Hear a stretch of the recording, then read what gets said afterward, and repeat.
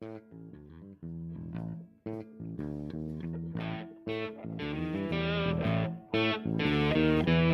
now, live from the Man Cave, Studio B, deep in the heart of constitutional Livingston County, Michigan, on a Tuesday night April Fool's Day rant, with your co-hosts, Ted Nugent, Mick Jagger, and Steve Perry. April Fools. Tonight we have Dean McBride and Teddy Bester. Yours truly, Larry Parsons. This is My Brain. And now your host, the April Fool himself, Mr. Jeremy Scott Gibbs.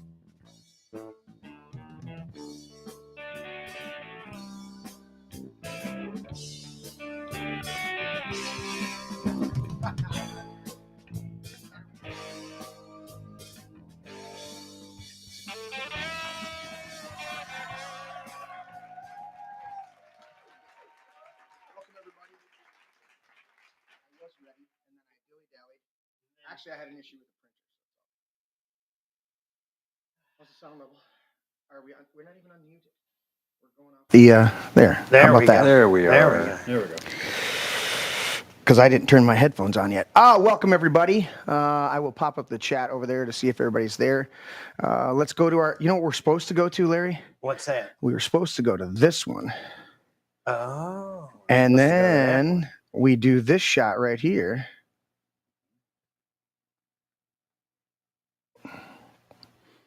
Oh, there you go. There it is. That's the opening shot that I want. There we go. Then we come back to this shot. Yeah, we have to put a button and it says opening shot. And just... Right. Oh, and I didn't do the screen over there either. I'm just a slacker today. You're just a slacker today? Yeah, at least all the cameras are flipped the right way today. They are. And you know, there's no storm outside, nor tornadoes. Amen. Nobody screaming at us. True. Yeah. Nobody's screaming at us. I got yelled at after I got yelled at, but I yelled back. Yeah, you yelled back. Well, yeah, I did yell back. I got one of the people that watches the show told me that he didn't want to be out at the golf course looking for my nutsack because a twister came through. Right. Oh, wow. I'm like, well, thanks. Thanks, buddy. Good looking out. Right. So I may explain a little bit about that. He was upset with me and felt I didn't take things serious. I said, no, we took it serious. We prayed. We everything like that. And he comes from a little bit different experience. And so he didn't think that was enough. And I said, well, what happened here at this location? Other people were affected, Now, I didn't even hear tornado sirens go off here. Right. If they were going off outside, then they failed to penetrate these walls. But yeah. So it's interesting, but yeah, we did pray and we did we did some appropriate actions on that level and but I do know that they had a horrible storm up north. The UP has been hit extremely hard. I don't know if you guys saw some of that stuff. Oh, I did. The bridge has been shut down since the weekend because of the ice storm. Right. Wow. Horrible ice storm. Yeah, it was still closed today. Absolutely. They said it was the worst ice they've ever seen. That was one of the bridge workers said that. Yeah, you're exactly right, Teddy. I think I'll play just to get us started here. I might play that. Where are we at here? That one right there. I'm going to play it. I wanted to play this. Is it this one? That's the drone. No, there's one driving through here that I wanted to play for you guys. I'll play this one. Let's see what this one looks like.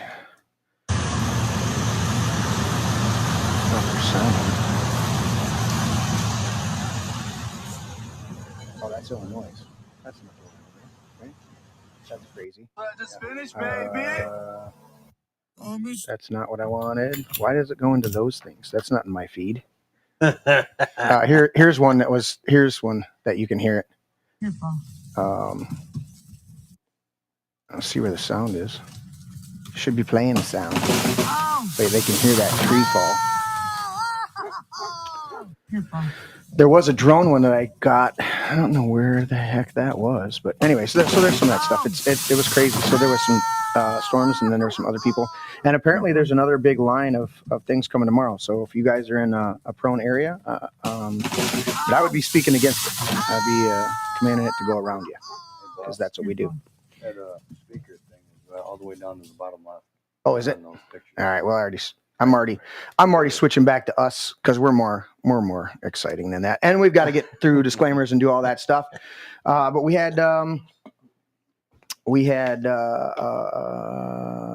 do we have? Chicken thighs, tortellinis, some scalloped potatoes. Not too bad tonight. Not too bad. Pretty good meal there. So let's do this. I hope I have it queued up correctly. If I click on it, I'll try it, see if it goes correctly. And of course it's not. It should automatically have started. So here Grandma, we go. you ready? Yep. And of course, no sound. This is my brain. Are you guys hearing it? Notice, this show is mostly raw, unfiltered. All right, then hold on. I will check and see why I'm not getting sound out of that. Oh, it might be over here. It might be over there. It might be over here.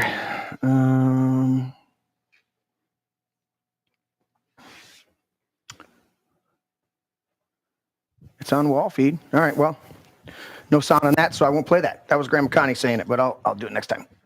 We'll just go back to us in the room here, and we'll do this one. We'll do the disclaimer ourselves, and I'll do it. I should have Morgan come up and read it. My disclaimer for the show.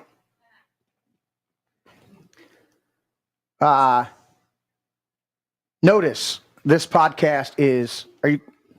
I thought I heard her moving towards the stairs. This podcast is mostly raw, unfiltered, completely politically incorrect. We say Merry Christmas, the Pledge of Allegiance, especially the part about one nation under God. We thank our troops for their service. We recognize only two genders, dangle, no dangle. As adults, we enjoy adult beverages. I haven't even filled up my glass yet. We cuss. We do not curse or swear. I was thinking about this today, explaining a little bit more to people because they use them so interchangeably. And then one of these people was talking about, move over here, Dean, was talking about how they were talking about a different subject, but how the words have been commingled. And the word that people are using is not the same word. And I'm like, it's just like cussing, cursing, and swearing. People go, well, I don't like it when people are swearing around me. You mean you swear allegiance. Right. You curse, which is the opposite of blessing. Cussing, using language that is whatever category you want to put it in that particular society. You know, if we were in a lot of Ireland or Scotland, a lot of the words that are called Anglo cuss words here are not cuss words there. Anyways, so we love Jesus, we hate religion and religious hypocrites. If any of this offends you, get the hell out. Did I say that out loud? Yes, you did. I did. My bad. I'm appalled. Are you offended, Larry? Are you offended over there? I'm offended for all the libtards out there. I am highly offended. Let's do this one. I'm going to go this way. I'm just going to help you guys out. Or I'm going to do this. Dino, go with that one, buddy, for me. Is that It bad? is easier to fool the people than to convince them they have been fooled. Mark Twain. Mark Twain. All right. And then let's see. Teddy. You want Jefferson? Sure. All right, we'll give you Jefferson. There we go. A government big enough to give you everything you want is big enough to take away everything you have. Thomas Jefferson. Very good. We still heard you, but you were off. Oh, okay. Now you're better. That's better. All right. And I will give Larry a new one for today. Not another new one. Yeah, I'm giving you a new one. You shut up. And go. A well-regulated militia being necessary to the security of a free state, comma. The right of the people to keep and bear arms shall not be infringed, period. That is the Second Amendment to the United States Constitution. It is what I believe gives the Constitution of the United States of America its teeth. The Constitution would be virtually useless without it. That was issued on December 15th, 1791, and it expires when we're all dead. When you pry it from my cold, dead hands. That's right. In other words, never. As long as Never. you're alive, it doesn't expire. Never. Pontificate some more on it, Larry. Tell us more Tell you more about the Constitution? about the right to carry. Oh, Dino, tell us about your experience there in Texas when you were hanging out at a concert. Real quick. Oh yeah. So I took a road trip back in 2011 with a friend. Had some extra cash to spend. And we were going to go visit some other friends out in Arizona. While on our travels, we were in Austin, Texas, very liberal area. Kind of weird, certain places. But at any rate, all the way down the strip, I can't remember if it was 6th Street or whatever it was, College Strip, where all the bars are at. But you could walk into every single joint and not be wanded down or have like a bouncer or anything checking your ID at the door or nothing. And I was like, wow, this is a different world, because I caught on to it right away because I attend a lot of concerts myself. So I walked into this place here. As soon as I paid $20 just for my ticket, just for access, they stamped my hand and I turned to the left and there's all the band members right at the bar. Like I just walked right up to them and I, hey, how you doing? Because they all wear a gun on their hip. That's why. Yeah. So. Yeah, in Texas, Nice. Everybody is very friendly. I lived in Texas. Everybody you was get them very horns. friendly, Oops, wrong very one. nice. Yep. And if you messed with them, they shot you. That's it. That's it. So No, there's So- no decision to be made. It's no. my finger is on the pulse. An armed society is a polite society. Too right. It love. can be. Yeah. Too right. I got to fill up my glass. Oh. It melted so much I got to drink the water off of it Oh, there you go. and dribble. So, Anyways, well, So thanks for an manly. excellent dinner So tonight, manly. Jeremy. That chicken was perfectly cooked. well, you're welcome, buddy.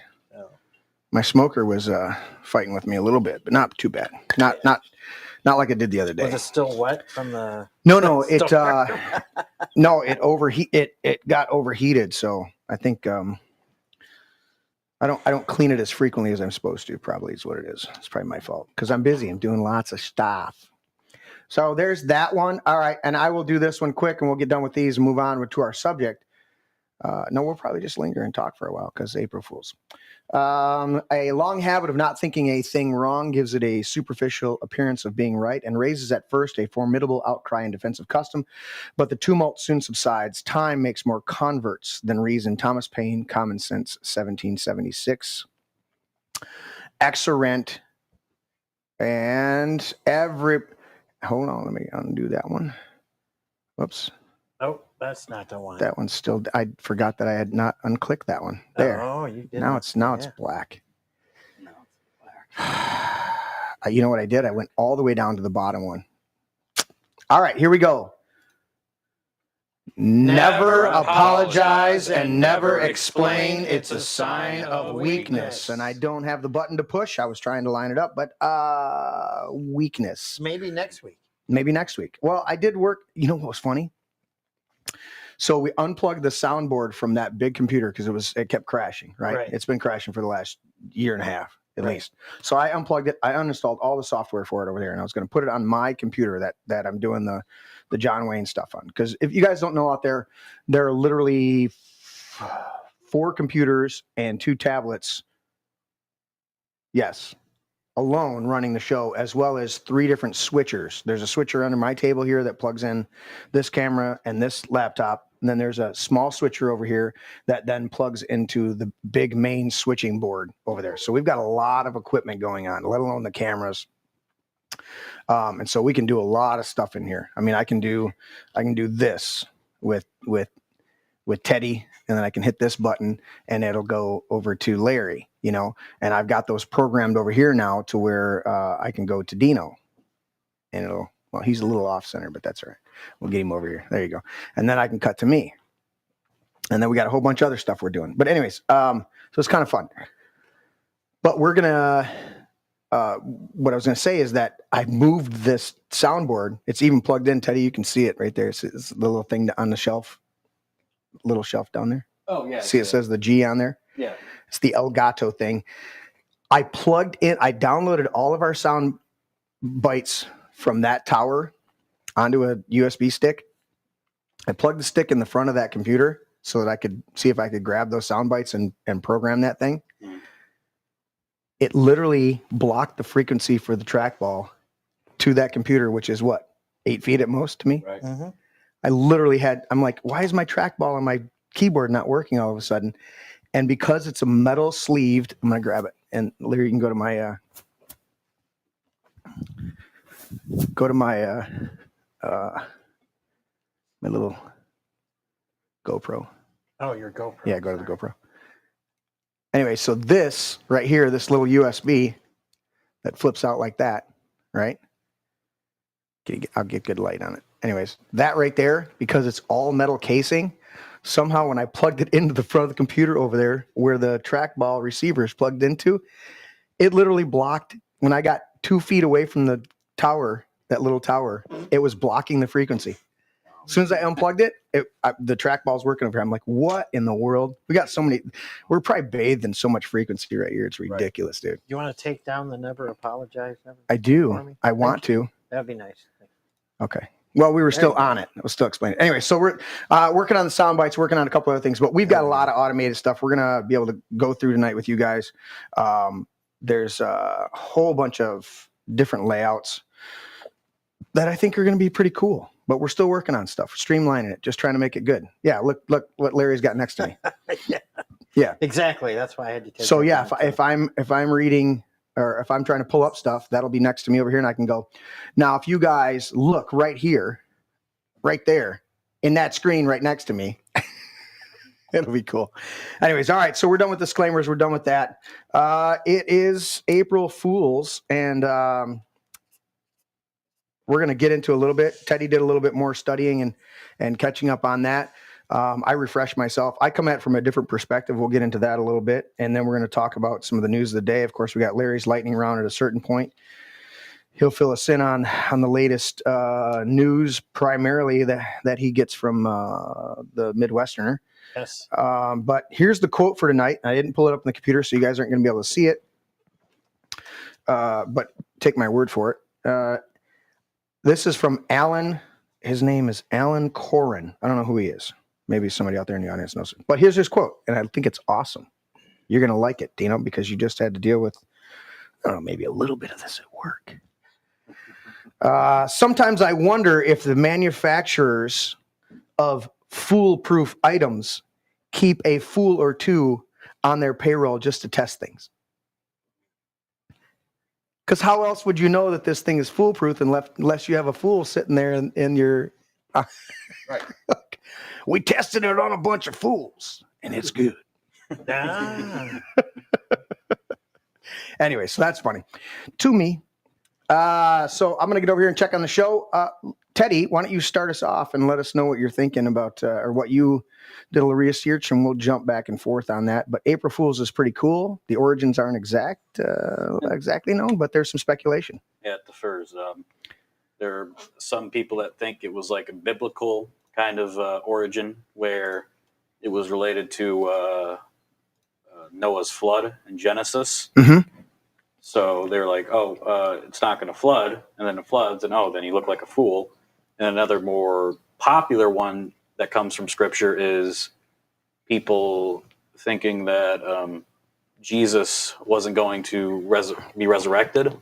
Okay. And they thought, he's not King of the Jews, he's not the Messiah. Mm-hmm. And then when he gets resurrected, then in April, usually Easter is in April if we go to the calendar stuff, which we'll talk about in a little bit. Yep.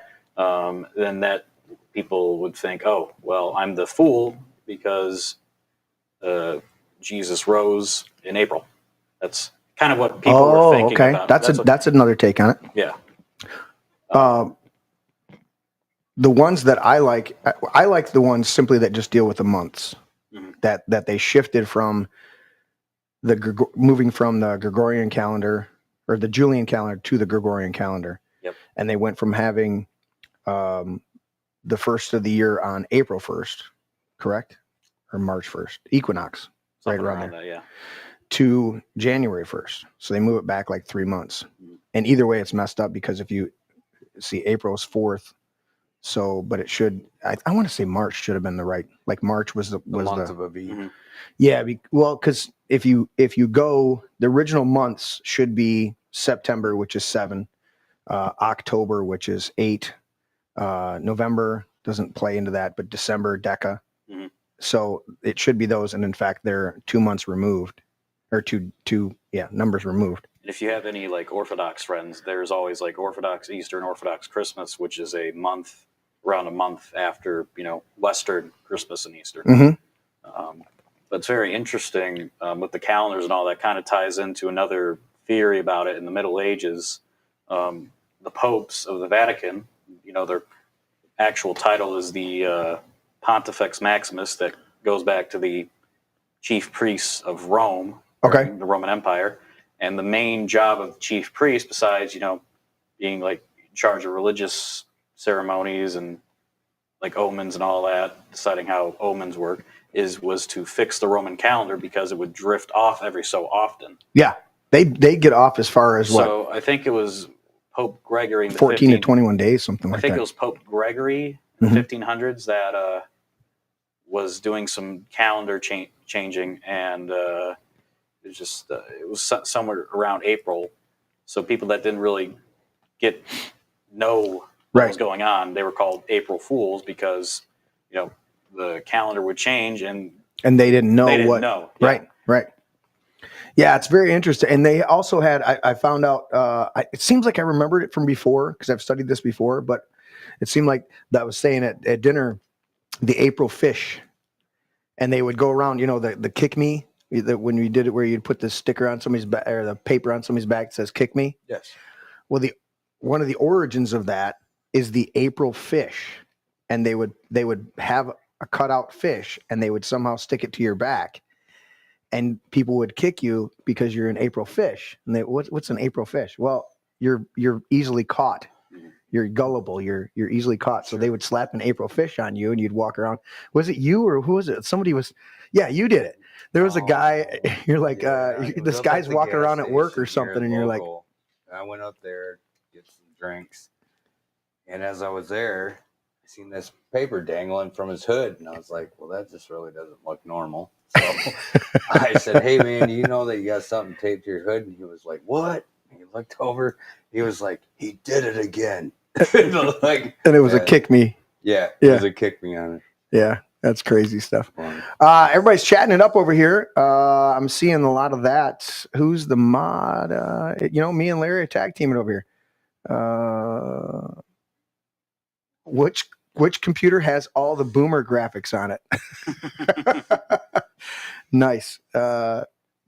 Yeah, so we're doing a lot of, hit the thumbs up, everybody in chat there. And if you want to support the show, one of the best ways, we do have the what do you call them? The QR codes, but I think we jettisoned one of them. But either way, you want to support the show and get some great stuff, go to the AlexJonesStore.com/this is my brain.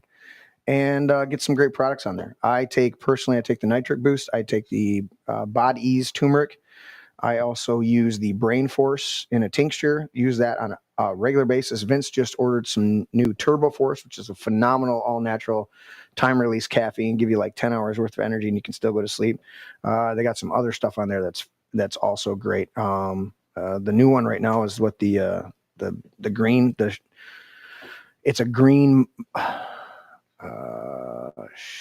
I'm losing it. It's a Irish sea moss, green Irish sea moss, and it's got all these nutrients and everything like that. So there's great stuff on there, and we get a cut of that if you go over there and check it out. So guys, go over there and check it out. And when you get a chance, you can open on their browser. You guys, I know you guys can multitask. So what do you think? So one of the things I was thinking about is how much April was tied or the first being tied to that equinox. Did you dig into any of that dynamic? It would make more sense that the first of the year would have been tied to the equinoxes. In fact, there's a couple of other things that are really tied to that. Did you get into any of that stuff? I didn't really get into any of that stuff. Okay. I just got more into different ideas of where it came from. Mhm. That was one part, and like where, because there was the idea of the concept of April Fool, Right. and there's a concept that came way later of pranking people. Yeah. What was the best prank you found? The first prank I think actually happened in like 1857 Okay. in Victorian England. There was a bunch of flyers going around in London about the feeding of the lions in the Tower of London. Okay. It was made by like some comic, whatever, of the time. And so a bunch of people were just around the Tower of London, waiting for the lions to be fed, right? And didn't happen.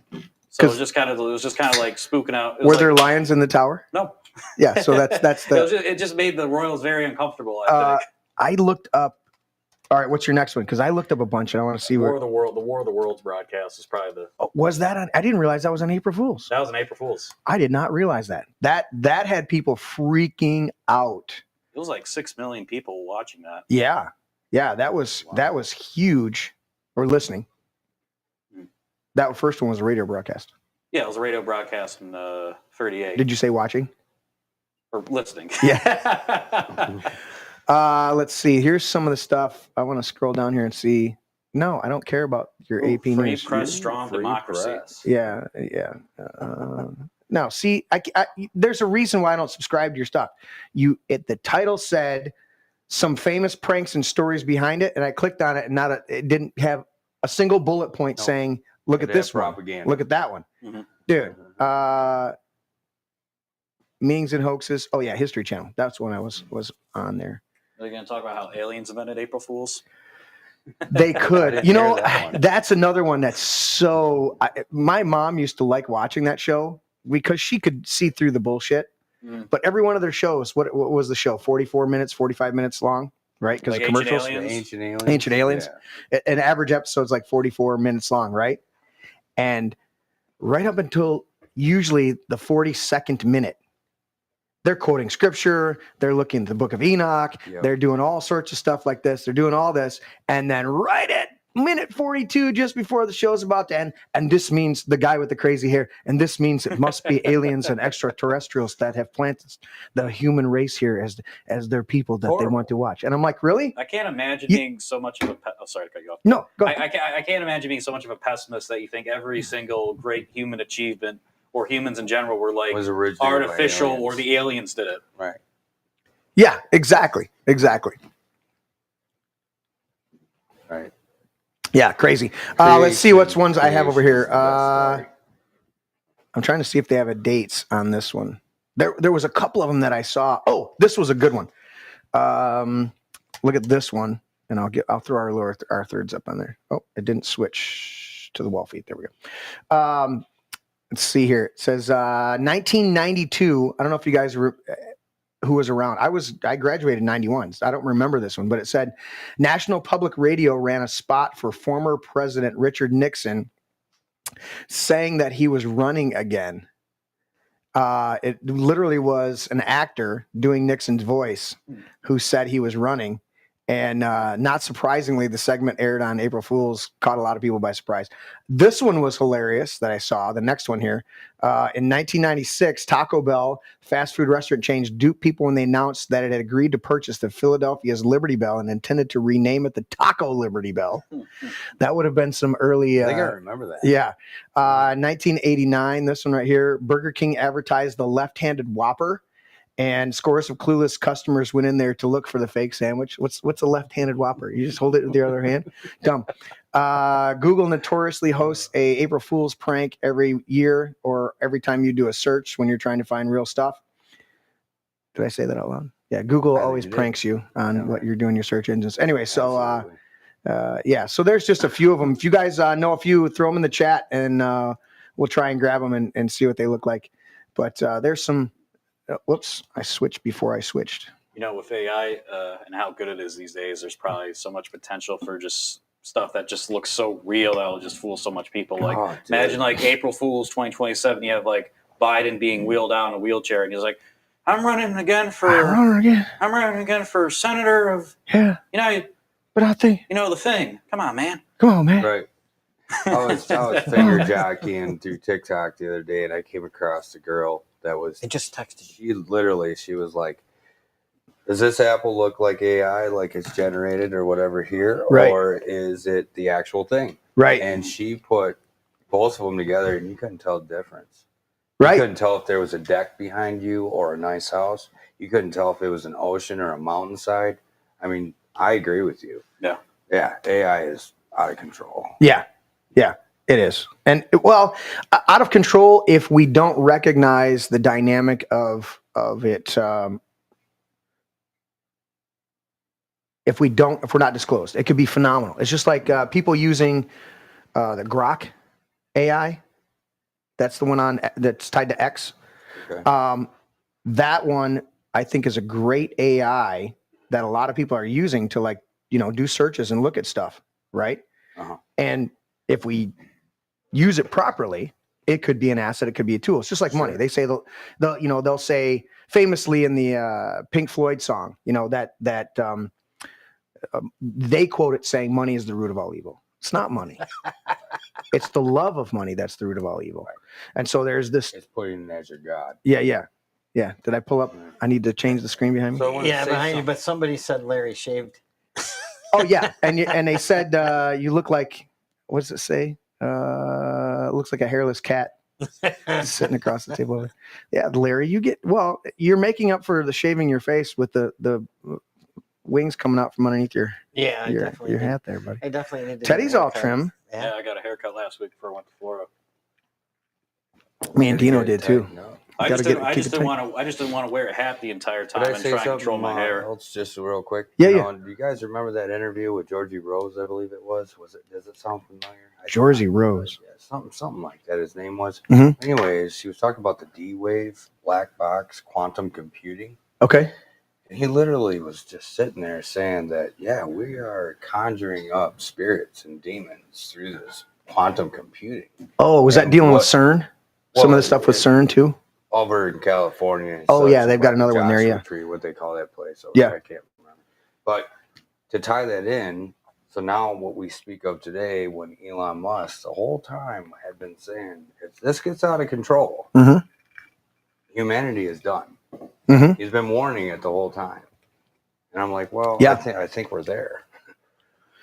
Yeah. They got robot dogs in like downtown central Detroit right now. Right. Like, I don't trust the man that wants everybody to get a Neuralink in their head, though. Exactly. I understand that. I have my reservations huge about that. I think if it's used, it could help memory for the people who needed to have it. I think like Alzheimer's and such like that. Well, I've heard the argument that, if somebody's wrecked in a motorcycle accident or something like that and their spine's messed up and they can put an implant, it actually helps them. Could correct it. Yeah, right. I get that. Well, a friend of mine who hopefully will come on the show, I've been working on trying to get him on the show. A while ago, they were in their garage getting ready, prepping to go to work. Mm-hmm. And a strange lunatic in a big SUV zoomed up their driveway, threw their garage door into their car. Then she threw the car in reverse, and while they were scrambling, trying to get away back in the house, she backed up, threw it in drive again, and slammed into the car again, pinning him underneath it. He lost his leg. He had a what they called an electronic knee. Okay. Which they let him use, and he got used to it, mm-hmm. and then they took it away. They just took it away last week. Wow. So because it was experimental. Right. It was just on loan. Yeah. So to your point, Teddy, I think there's dangers, and I mean, we forget because we've grown up around it. But I'm sorry. Here, we're gonna help you out. Yeah. Oh, you feel great? All right, give it back. Yeah. But what the hell is that? There's dangers in. That's normal American medicine, I think, nowadays. Right. Yeah. We're going to help you. But then can we make enough money off this? Right. Here, try this knee out. Oh, wow. Look at that. He can run 60 miles an hour. Now take it away. Right. But thinking about that, with just the Neuralink stuff like that, I see there's some technologies to me or some things that they do out there I see no positives in. Mm-hmm. In the Neuralink and a few of the other ones, I can see a small percentage. In the AI, I can see a small percentage. There are people right now that are doing, some of these guys are doing, some of the other podcasters out there are putting a couple paragraphs like you do on your phone a lot. Sure. And I started doing it too. but where you talk into a text, right? Well, they're talking into their AI and giving them like a paragraph or two of a description. Sure. And then hitting the button, and that AI is generating a photograph or a picture for them that then they use, like we do, a little bumper or a little thumbnail for their show. And they're getting pretty good results with that AI created artwork. They fully acknowledge it's an AI created artwork because he says, I don't know how to sit down there for 4 hours on, Photoshop and do all that shit, but I can describe it. And if it kicks out something close to what I was thinking, I'm good. What are you going to say? I was going to say, but then now let's look at creation Mhm. and let's look at AI. And it's so simple at what that does as far as its creativity. It's like this real quick. This girl had given me some poems, some songs she written out. Right. What she also did is she put it with AI generated music. Okay. And she sent it over to me. Well, this is how I kind of want it to sound. Can you write me some guitar to it? And I'm like, well, it already sounds good. Yeah, exactly. Yeah. Does AI truly create, or does it use? No, it incorporates all these properties together to make it sound 100%. like it. Because it bits together from different sources. But it's pretty interesting. But it is. It is, yeah. So I mean, but my stand on it is that this goes too far to where it's not even controllable, which that's where it looks like it's going. Correct. Yeah, I agree. Dude, we're not going to have musicians out there. Well, we're not going to have I think people doing things because this AI is going to take over. Well, Yeah, I think that's the fear, but I don't think you're ever AI going to get rid of the organicness of it. Yeah, I mean, You know what I'm saying? You Right. can't I agree with go you. to a Journey concert and have it all be AI. I mean, Well, people- Journey, you could. Yeah. Well, I mean, they're just whether it's Journey or Styx, REO Speedwagon, whatever. Not Unless- Pearl Jam. Yeah.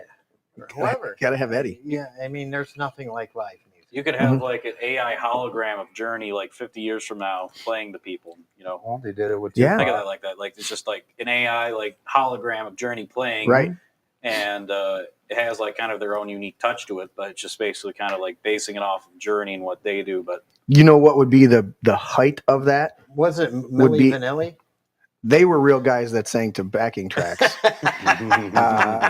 But what the height of that would be is 50 years from now. Yeah. We're watching a holographic Journey concert, and up front, in the front row, is a holographic Larry dancing and singing along. Either that I don't or think trying I to wanna beat be up around that long. trying to throw the Honestly. keyboard player off that stage. Here comes Larry. Here comes Larry. Let me do it. maybe there would be some positives. Maybe they have like a Guns N' Roses concert and they have like AI of Axl Rose and he has a very good vocal. Yeah. Right. Yeah. Yeah. Yeah. We were just talking about that. Some Yeah. people should just retire. Right. Yeah. Quit while you're behind. Oh, you mean like the Rolling Stones? Dude, he can still do the chicken wing halfway across the Yeah, I'm stage. talking He's about good. He's good. Motley Crue singer. Dude. It's amazing. done. It's amazing Ozzy Osbourne finally retired a couple months ago. Oh, but Did he finally, though? I thought he did like a final Black Sabbath thing and like Because I know he did the Rock and Roll Hall of Fame. type thing, Hey, he's the Mel Tillis of heavy metal. Sharon's got her talons into young blood. No, seriously, there's an artist over there right now. Yeah. That his name is Young Blood, and now Ozzy's doing side projects with that kid. Well, I heard a new song that Ozzy did a collaboration with two other guys that I'd never heard of before. Yeah. It was a really good tune. And as you're mocking there, Larry,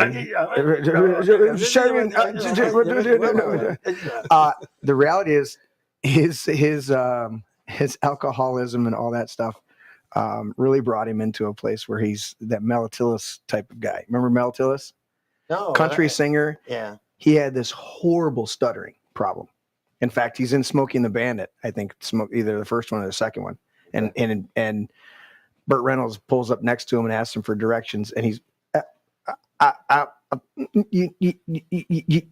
and that was that was real. There was not really acting. He was trying to get the lines out, and he knew he couldn't. But the minute he got on stage and started singing, there's no stutter.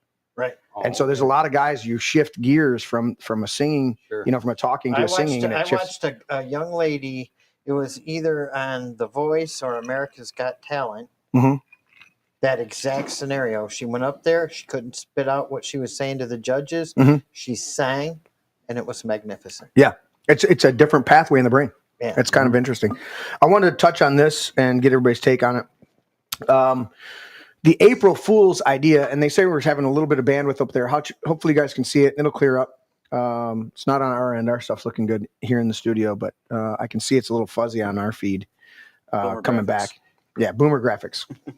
Well, just think of it as 8-bit, like you're playing Minecraft. Anyways, I was thinking about this. This existed beforehand, but to me, one of the things I thought about with this April Fool's idea is that April Fool's, the mocking and the whole concept of April Fools, it goes back. Some of the things I read were into the mid 1500s, somewhere around there, depending on that. Some of them were either early 1500s, late 1500s, maybe even the 1600s. But either way, it's been around for a long time. Yeah. Whatever the actual historical origin of April Fools. But then I thought about this dynamic of a whole society coming together at a certain focal point and mocking people who weren't in on it. And I thought about our modern day and how much we were mocked about not wanting to wear masks. We were mocked about not wanting to get jabbed. We were mocked about saying that Biden was a dementia patient from day one before he even stole and got in there. All these things that were conspiracy theories or whatever they were labeled, and how much vast swaths, primarily, pushed by the old legacy media. Mm-hmm. But either way, I was thinking about how we're 400 or 500 years removed from this concept that's still alive and well today of April Fools. Okay. Yeah. And I wonder what the correlations and things that we've seen, I threw out a few right there, were the things that we've seen that were a collective collective mockery towards a smaller group of people that may not have been in on the joke, and how that still prevails. And it's this groupthink. It's too big to rig. It's too big to everybody can't be in on it. How can that be fake? I could play this video of it's a compilation from NASA in 1969 going to the moon, and how there's this clear transmissions from the moon to Earth, and then like 8 different people from NASA in 2024 saying it's impossible with the communications to really send back signals from even low Earth orbit in real time. It's just too difficult. I'm like, then how did you get it from the moon in 1969? A phone call in real time to the White House to President Nixon. It's like, come on. I got an idea. Hold a golf ball. Yeah. In front of a lens. Anyways, just things like that. So is there anything that comes to your guys' mind of things modern day today that are kind of a groupthink mentality that the people who actually know what's going on are being mocked for? I think that nowadays there's more than one type of collective. Mm-hmm. Back when, in the 60s, everyone was basically kind of on the same page. But nowadays we have 2 different groups of people that are more, they view each other, the other side, as fools while they're being fooled. Right. So we have people on our side, per se, mm-hmm. that think, oh, the Epstein files are coming out and people are going to get arrested. It's happening. And what happens? Yeah. Nothing happens. Nothing happens. And then we have the other side that thinks that Elon Musk is now is going to destroy democracy, and U.S. aid is important because we need to pay for certain things in African and other countries that I don't think the people there really want. Right. We're kind of exporting it. Yeah. So I think that just a lot of the two of the main groups of people that one side listens to the mainstream dinosaur media of their side, and we have people that listen to the mainstream dinosaur media. And for our side, mostly, there's a lot of I like to call slop on Twitter that gets people all worked up into a frenzy, and then mm-hmm. nothing happens. So, I read the one the other day and was like, "Is that of Elon buying MSNBC?" Mm-hmm. you know. And then there was like 2 or 3 of them today on Facebook that were like something along that. Was it Warren Buffett buys Tesla or some shit like that? It was another, you know. Well, it's like a carrot and a stick thing. It's like we see Pam Bondi on TV every other day. We think like, oh, Biden's going to get arrested every day or any day. Yeah. It's like a carrot on a stick to get people like still believing, and then Biden's not going to get arrested. Right. It's like what they did with Trump. Oh, Trump's going to finally be in jail, and we got him this time. Like for the people on like CNN and MSNBC, and then predictably, Trump never. You get a mugshot so you can appease these people, right? But Trump never really gets any punishment, right? Mm-hmm. Thankfully, so for trumped up charges. Yes, no pun intended. Pun intended. Pun intended. Pun intended. But I think pun very much intended. I think the problem with this kind of goes into like the Republicans and Democrats as a whole is that they basically do the same thing, but we do it, different. Like as you were saying, with like people that like can talk and sing, they have like different functions, right? Right. And I think the only way people can really wake up, or if we're going to really win, is if we stop, like as Republicans, you guys stop being like the Dems, you stop acting like the Dems, you do a whole different way of doing things. Right. That's how I just see it. Yeah, I believe a lot of the higher ups of the country are quite corrupt. You going back to us, Larry? Okay. Well, I did want to say something about that, Dean. though. The thing is that in all presidential candidates that ever ran, it was mortifying to see that SNL at that time was promoting the fact that they were cutting Trump's head off and dangling it and making jokes about this stuff. I have never seen such disgusting behavior on media until he actually ran to be president. Yeah. Ever in my life. Yep. So that right there shows me that there's a sign of hope, because this guy is the real deal, and I believe God has him in the cards as the ace. Yeah. Right now. Yeah. Well, and look at how much closer he's gotten. I mean, he is to the Lord. Yeah.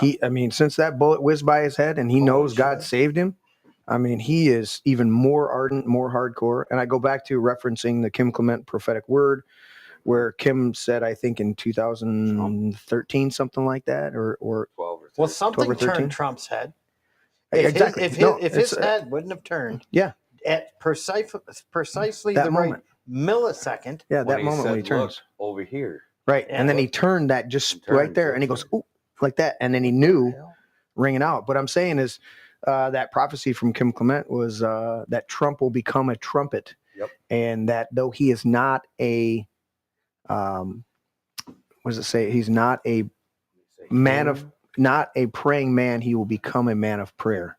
Yes. And you watched him even in his first term that he never turned down an opportunity. It didn't matter. He had a whole room full of black pastors come in. He had pastors from all different things, and they all would gather around him and put their hands on him and pray for him to have wisdom and to lead our country and know what to do and all this stuff like that. And I'm like, dude, this guy, for whatever flaws we can find or whatever thing like that, it still amazes me. People are like, oh, he's controlling. Listen, you can't be a billionaire in this world and not have some ties. But the fact that they can't pin anything on him legitimately of any type of corruption. It's God. The only thing they've convicted, everything they've convicted him on was bullshit. Right. E. Jean Carroll. They threatened him. You didn't threaten him indictments. Yeah. They threatened him. Well, you didn't actually rape her, but you said she lied about you raping her. Therefore, you're going to pay her $80 million because you slandered her. How do you slander her? Because she said he raped her, and he said, no, you didn't. You're a liar. Yeah. How's that slander? Because he said, no, you didn't. You're a liar. Because one judge, no jury. Right. In a crooked court. Right. See, that's now twisted words. Yeah. See, now you're getting to what the truth is. It's 100%. a Democrat judge in a Democrat community with a Democrat daughter getting going after Donald Trump. 100%. That's what it was. Right. You got one person's word against another. which is amazing to me because of everything they threw at Trump. They couldn't find one legitimate thing to bring against this guy, Right. who will tell you himself that he was a bit of a man about town between marriages, that he's, but when it comes down to his business dealings and how he treats people, you judge a tree by its fruit. And he's been a man on that level. He's been a man of, you don't have to say a man of honor, but he's been impeachable about that. Right. I see nothing that would indicate that. What did you say her name was? Eugene Carroll? Eugene Carroll? Yeah. Right. I see no evidence supporting the fact that she's just not another Democrat telling lies. Oh, 100%. Just Nothing. like there's no proof. There's no proof that he ever raped her. There's no proof he was near her. That's right. The dress she said she was wearing and trying on in the dressing room didn't come out for 2 years after she said the incident occurred. Right. I mean, it's a joke. And then what was the other ones? How do you like that act? You think of those women, Blasey Ford. What the hell was her first name? Christine. Christina Blasey Ford. Yeah. Is that the one that accused Kavanaugh? Yeah. Yeah. He was at a party and he what? When? Yeah. I don't know. Where? All lies. I don't know. You don't know when. You don't know where. Right. But you're going to slander him and everybody's going to believe that shit. Right. I wanted to tie that whole thing with Trump and King David. Yeah. And what he did. We go back to that. Right. He put a man on the front line just to kill him so he could take his wife. Right. Like, so when we talk about what Trump's did in his past, it's like doesn't compare. Yeah. Like he's on his third marriage. Okay. All right. What? So what? Yeah. Did he send his best friend to the front line so he could bang his wife and not feel bad about it? And then see a third of his subjects in his country get wiped out by the angel to the point that he had to cry out on the threshing floor before God to stop the murder. I mean, the same people that criticize Donald Trump say, "Oh, he's on his third wife," or "He cheated on his wife." Well, wait a minute. Didn't Biden cheat on his first wife with his existing wife while she was on her deathbed? Assumingly. You mean the former babysitter? Yeah, that would be the one. What did you say, Teddy? I was going to say, I thought his wife and his 13? daughter died in a car crash or something. His wife died in the car crash. Oh, is that what it was? Yeah. Yeah. Okay. You're thinking of, I know what you're thinking of. So the wife died in the car crash, but the babysitter was already installed at that point. Something hinky going on there. Right. No, you're thinking of Hunter banging his brother's wife after he died. Okay. And got her pregnant, I think. Didn't he get her?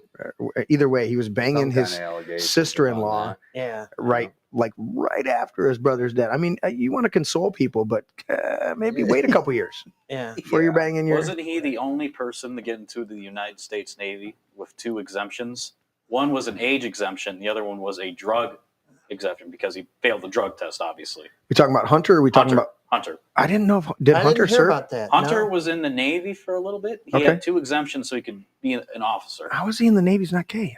But he got kicked out. How do you know he's not? He got discharged. He got discharged pretty quickly because he got caught with coke. Of course he did. They still don't know who had the coke in the White House while Biden was president and Hunter was hanging out there. My wife got very irritated with me when she took me to Washington, D.C., and I walked up to the Secret Service agent and asked them where they kept their cocaine at. Yeah. The agent thought it was funny. He of course he did. My wife... she was mortified. Yeah, no, she grabbed my shirt and pulled me up the stairs. Like, what are you doing? And of course, I'm laughing. Good scare, hubby. You're like, look, honey, if we were in England, I would have messed with the guys guarding the tower that aren't allowed to move. But we're not. So I'm going to mess with these guys right here. Yeah. Right. Yeah. They're not. Yeah. I always wanted to pee on their boot and see what happened. You would go to prison. That's called indecent exposure. That's overreaching. And public urination. Roll the flag. That's right. Some places in this country, if you piss outside and somebody sees you, you catch a charge. You get labeled it. Okay, so that whole idea of just this groupthink idea, because the people that were genuinely called these April Fools back then were the people that were accustomed to the previous calendar, a correct thing that now the Pope did a decree or somebody did something and now it's changed and they didn't get the information. So they weren't, I'm saying by and large, in general, these are people that were not wrong 2 days before that or whatever, a while before that in our time frame of information coming through. But now all of a sudden they're wrong because nobody updated them and they're called the fools. And I think of that, just the dynamic of that. You've got the correct information, but then the information changes. Oh, you didn't hear? Ha, ha, ha, you idiot, you fool. And it's like, really? And I just think about how easy it's the quote from, I think it was, they applied it to Gandhi, or it was around that time where Gandhi said, first they ignore you, then they ridicule you, then they attack you, and then you win. All right, this just in. I got breaking news. Can I interrupt? You just did. Yeah. The votes are in. President Trump celebrates after Republicans pick up their majority in the House with 2 special election pickup wins in Florida. What about the Wisconsin race? No information on the Wisconsin race. Yeah, how are they going to steal that? Because those 2 districts were pretty good, safe red districts in Florida. I'm more, if you're really kind of wondering. They were toss-up races, though. But they were solid Republican districts before. Like, both of them voted for Trump by 20 or 30. Did you pack just die? Well, the polls were showing a tight race. Okay. But those are polls. So we gained what, 2 seats in the House? Is that what we're saying? Well, we had them before, and then we had it was like Matt Gaetz and another. It was like that Waltz who added the journalists into the Signal chat. Okay. And then so they were doing their own thing in the administration before Gaetz got kicked out. Right. So those were safe Republican seats, and then they were now competitive, but that could just be described as, Democrats turn out more because they're higher propensity, right? You have all the people that are on their Facebook groups, or, if you ever go on Local 4, the Facebook page, and you just see all these people in the comments are just all against Trump. They're the more vocal people. Right. And, it makes you think, I guess all the country is against Trump. Right. But, it's 50-50 now. Yeah. Right. But I also tie. But the problem, if with the voting, right, is that you have a bigger challenge of getting our people out because they're lower propensity voters, right? Because no one really cares about the Republican Party; they care about Trump. So that's why when you see any ad, I was in Daytona last week, and that was where one of the districts that were voting. All you could see for the Republican was him with Trump, right? Okay. So they don't really have anything to run on besides, we're with Trump, so vote for us. Well, the Democrats, I was seeing in the campaign ads, they were talking about all the bullet points. They're extremists or Social Security and Medicare. That's their new main thing they're going to run on. Right. If you've been really paying attention to Social Security and Medicare. Right. And if you look at the polls or polling, a lot of the older people, I hate to go back to my more infamous rant about this subject. The older people seem to be voting a lot more Dem recently, and the younger people seem to be voting for Trump a lot more than. Which is amazing to catch that young vote. Mm-hmm. I think the interesting thing for me about that is we don't, it's difficult to get the conservative right out and be vocal, whereas the left. So here's the dynamic: when you know who you are, when you have, when you're somewhat centered or grounded within your own life, unless something directly affects you and something comes at you, you tend to not concern yourself with it. You don't go out of your way. You're not some, white liberal chick that wants to go out there and scream at a bunch of conservatives that Black Lives Matter. Wait, you're a white chick. What are you doing? Or a white dude screaming at a bunch of people about Black lives, and you go, really? What, how is this? Are you secretly Black, or is this something? You know what I'm saying? So you get these. Unless we have somebody that really gets in our face, or we just have a drive like Larry to just be involved in politics consistently, it's hard to get these people motivated because you know what? We just want to go home and do our thing, take care of our kids, have a good life. And unless you're messing with me so much that I can't take it anymore, I'm not even going to bother with you. Whereas the flip side of that is a whole bunch of unhinged, unsettled. You can see it in their faces. Whenever you come across a truly leftist, liberal person, they tend to be very unsettled. They tend to be a lot of times ready to snap and be bitter. They're very often illogical. They can't give you a logical explanation for whatever position that they're standing on or why they're pontificating they go, can you explain that? Well, Trump's a Nazi. Okay, can you explain what your evidence is? No, he just is. I don't have to explain anything. Okay, so you can't back up what you're saying, but you're deranged and you are going off. And so I see these dynamics where these people they're so imbalanced within themselves that the only thing they can do, it's like your ship's sinking in a storm, and the only thing you can do is grab that anchor chain of that leftist whack job ideal and hang on to it for dear life, because you have nothing else. You don't have your own ship left anymore, and you're just going to hang on to whatever is going on. And I see that dynamic, whereas the right side of the aisle, we're not thinking of those dynamics. They're also they're better organized than we are. Whenever we have organization, we are either consumed by the government trying to shut it down, right, or we're consumed by hysteria of Fed. Right. Anything organized is a Fed, or Feds or something like that. While these leftist groups that are very much better organized don't have the full weight of the system against them. They are the foot soldiers usually of the system. system. System's with them. Yeah, exactly. They're foot soldiers. They're foot soldiers of the system. And it's well organized because they don't have other things that are more important to them. Mm-hmm. What's important to them is going out and being. I've been watching these. You guys have been watching these videos. I don't know if you've seen them of a lot of these Tesla cars being keyed or being painted or whatever. Mm-hmm. And these fucking idiots don't realize that every one of these cars has a camera. Yep. Cameras all around. Mm-hmm. If you key one of these cars, it's recording you close to the car. Mm-hmm. Dumb shits. And so they're starting to confront these people and arrest these people.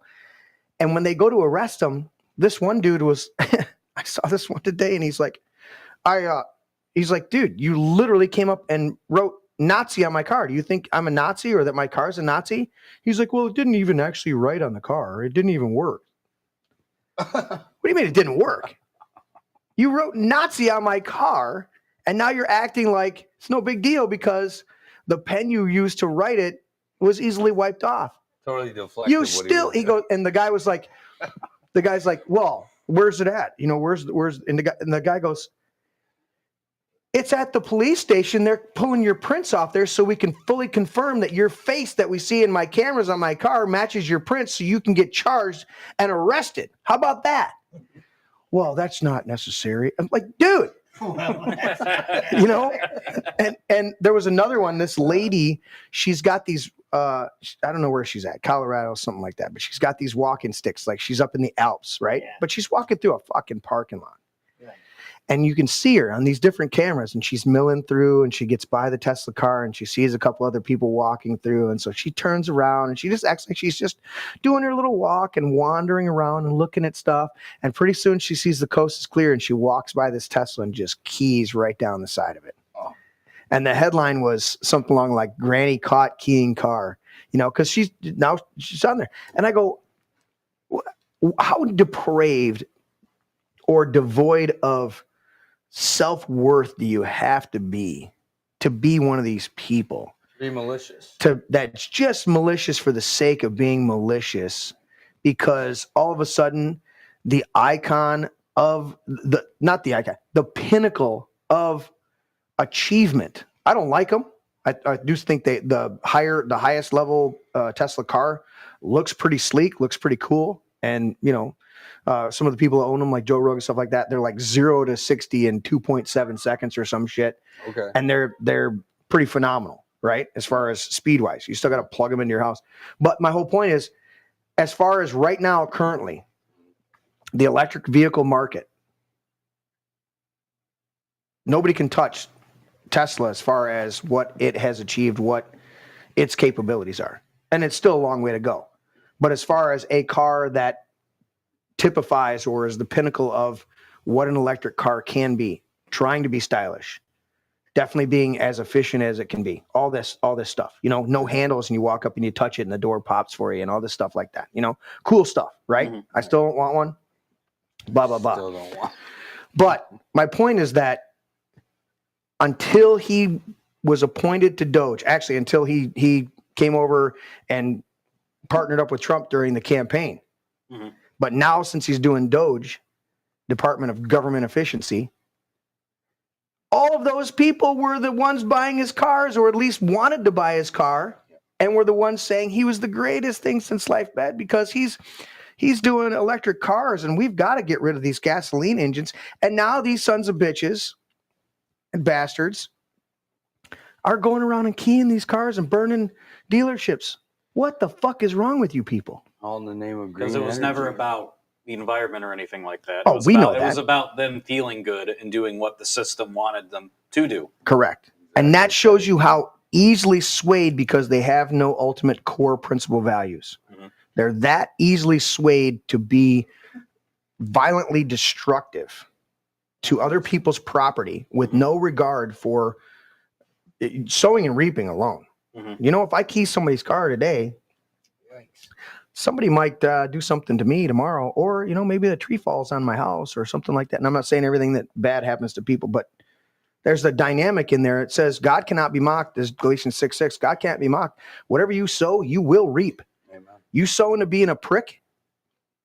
I've listened to too many people that go, I don't know why bad things happen. I don't understand why bad things happen. I'm like, how much good are you sowing into? Mhm. Well, what do you mean? I'm like, Well, that's another thing too. People sow a negative, reap a negative. Look in the mirror and kind of unrelated, but then you get like all these like televangelists, like, oh, if you give us money, there'll be a seed. Give us $1,000, there'll be a Creflo seed. The prosperity gospel kind of stuff. If you donate me $1,000 and mail us another 1,000, you're going to get a seed planted. Right. Well, Well, I'll take as much as they're fucked up in their pulpits. I'll take one of those guys over a government official that says, give me your half your paycheck. Give me half your paycheck or I'm going to throw you in prison. basically. I'm gonna. The only thing that get Capone murdered multiple people and sent his henchmen to murder multiple people, Yep. and the only thing that they got him on was tax evasion. yep. What does that tell you? That's some messed up stuff. All right, this came out. All I have is a headline. I thought it was an article over here, but I want to take a look at this. It switched there. It switched. And take a look at this. Shocking revelations from the JFK assassination hearing. Lee Harvey Oswald did not shoot JFK. Dun, dun, dun. Dun, dun, dun. So that's who's shocked? Larry, did your pack die over there, Larry? I don't think so, dude. Check your batteries, but I can't hear Shocked. you. Not shocked at all. But that's the stuff that we've known for a long time. So I think about that. Another one that I want. Any ideas? We're not shocked. Do we need to pontificate on that even more? Can you hear me now? No, sir. There we go. Yeah? Is your light on? Okay. Yeah, it was on, but All I right. turned it off. Oh, you turned it off to I cough. turned it off and turned it back on. Okay. Yeah. JFK Oswald did not do the shooting. This is a big one here. I'm going to go to this one real quick, and I want to talk about this with you guys for a minute before we'll see when we decide to take a break. Why is my trackball moving slow? I unplugged the stupid thing that was causing problems. Yeah, we're not ready for a break yet. No. Yeah, we're good. No. I want you to see this shit. Major corporations are dumping. Look at that. You know what I did when I put it in our notes? I literally just grabbed the whole alphabet mafia title there because I'm like, I couldn't even like to click on it. Remember, I would have been like LGBT. Then I had to go back. QI. Okay. AA. This is AARP. It's almost AARP, but Right. it's AAP. 2S plus. Do we know what any of those fucking letters mean after the first four? No. Well, Q is queer. Is I like indigenous alien assholes? IAA? Alien assholes, punks. 2 is for twits. I don't know. I think your battery died again, buddy. Did it die? I don't know. I don't know, man. The light's on. Well, somebody's muting you mysteriously. Here, try these. Anyway, so let me see what this says. Pride comes before a fall. You mean like a pride parade before a fall? As some major companies rethink previous woke policies. The corporate gravy train of LGBT, see, they only do it slightly there. They don't go all the other activists have relied on their funding and their activism. Actually, it was straight up extortion, where they walked in. Yeah, they went in there and extorted these companies. If you don't give us money for our cause, we'll just boycott you. And we've got a pretty big standing with our people who like to molest children. Or was it BlackRock trying to get diversity? So, because BlackRock ran this grading thing for companies, if they weren't diverse enough, they wouldn't get loans or something like that from BlackRock. 100%. That's another dynamic of it. But there was also these on the ground people that were walking in the front door, and because they're organized whack jobs who only see their agenda as their purpose in life, not having kids and raising a family and being good in society and helping out their fellow man, fellow woman, whatever, they don't see that as a plus. They see being an advocate and a big douchebag as a, are you turned off? Why'd you break it? Pack number 3. Yeah, that's the one that didn't work for me the last time. Hold on. There was one that was clicking right in the middle of my rant, Larry. Oh, there, I got you. You know what? You got me now? I do got you now. It's my fault. Yeah, for sure. I forgot to relabel these packs. Oh. I unplugged that one. The number 3 is the one that's been making noise in the system, and I muted it and forgot to switch you over. So there we go. We're going to have that going. Anyways, so just think about that. Let me read a little bit more of this article here. According to NPR, which is about to be defunded, we'll get into that a little bit. Both Anheuser-Busch, famous for beer brands like Beck's and Budweiser, and the telecom giant Comcast have both pulled funding from the San Francisco Pride. Wait, San Francisco Pride, didn't they have the gay choir that said, we're coming for your children? And half of them were like pedophiles? Yep. Well over half of them. Yeah, yes, yeah. Well, singing, we're coming for your children. We're coming for your children. We're going to groom them. Yeah, you're good. I can hear. We're going to groom them, and there's nothing you can do about it. And then they pulled it shortly later because they realized that might have been on the bridge too far. Might have been a little bit overboard there. Let's see. Pulled their funding from the San Francisco Pride. Anheuser-Busch has also ended their sponsorship with St. Louis Pride. They're like, listen, we're done with San Francisco. We're done with St. Louis. All your pride, you can shove it up where you usually shove it. They aren't the only ones. Diego, Diego, is that how you said? The beverage company responsible for Johnny Walker Smirnoff Guinness has pulled support from the San Francisco Pride. I have to do it in Guinness. Am I doing an okay Connery? Yes, you are. That's all right. Yes, you are. As the Jackson Family Wineries. That sounds a little bit more. Sounds like Bane. Sounds like Bane a little bit. Bane is. No one cared who I was till I put on the mask. The dog mask? I love it. I still got the mask. Dude, yeah. I love that one. I love doing Bane every once in a while. So Meta. Oh, Facebook. Meta, the tech giant that includes both Facebook and Instagram. What's a good slander on that? Instagram. I don't know. Insta slop? Yeah. Has also repeatedly pulled funding from the San Francisco Pride. Wow. If all these big corporations keep pulling Pride, you know what's going to happen? Not going to have any money. Significantly, a number of those companies have been attempting to distance themselves from the wokeness after spending years of wrapping themselves in a rainbow flag.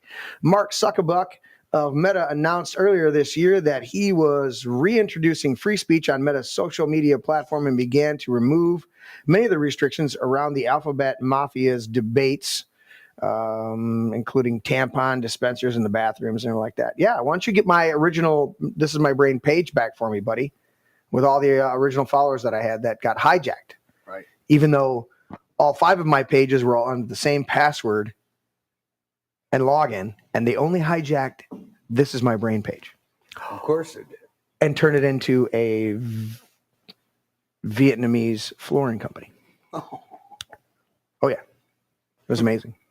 I was astounded. I would have been too. Anheuser-Buschwhack famously has been desperately attempting to regain their customer base after their near fatal mistake of choosing Dylan Mulvaney, the trans-identifying gay man, as one of their brand ambassadors, featuring his face on a can of beer, which was simultaneously shot by multiple real men. After Mulvaney posted photos of himself dressed as a woman with 5 cans of Bud Lights, outraged conservatives launching the most successful boycott in recent memory, which resulted in a whopping $1.4 billion market cap loss. That's how you shit the bed. That's how you shit. To counter the losses and staunch the fiscal bleeding, Anheuser-Busch embarked on a hard pivot, releasing an all-American ad of an iconic Clydesdale galloping through rugged landscapes and men hoisting a few beers, and hiring good old boy comedian Shane Gillis as a new brand ambassador. Apparently, the execs at the beer company decided that after Dylan Mulvaney disaster, sponsoring a parade that prominently features a bunch of adults nude dancing around with glitter on their junk might not be a good idea. Might be stepping backwards. And after you hire Shane Gillis to come in there and drink a beer in his garage and mock the fact that they sponsored Mulvaney, not overtly, but pretty subtly. Shane's pretty, yeah. I love him. Shane Gillis is Trump. He does the best President Trump. Yeah. We watched on Kill Tony. That's Shane Gillis. He's awesome. Anyway, so we'll get done with this. As NPR noted, these moves have. You know how they're always breathless on there on NPR? They just all sound like that if you ever tune on the radio. And they do it so soft. It's like they're putting you in a trance. So if I go to Newswall, that should be this and you next to it, right? Yes. Like that. There we go. Yes. Very good. But it's hard to read there now. But that's okay. They're not. They shouldn't be scrolling in the read. I'm just showing them that we are reading from an article. Yes.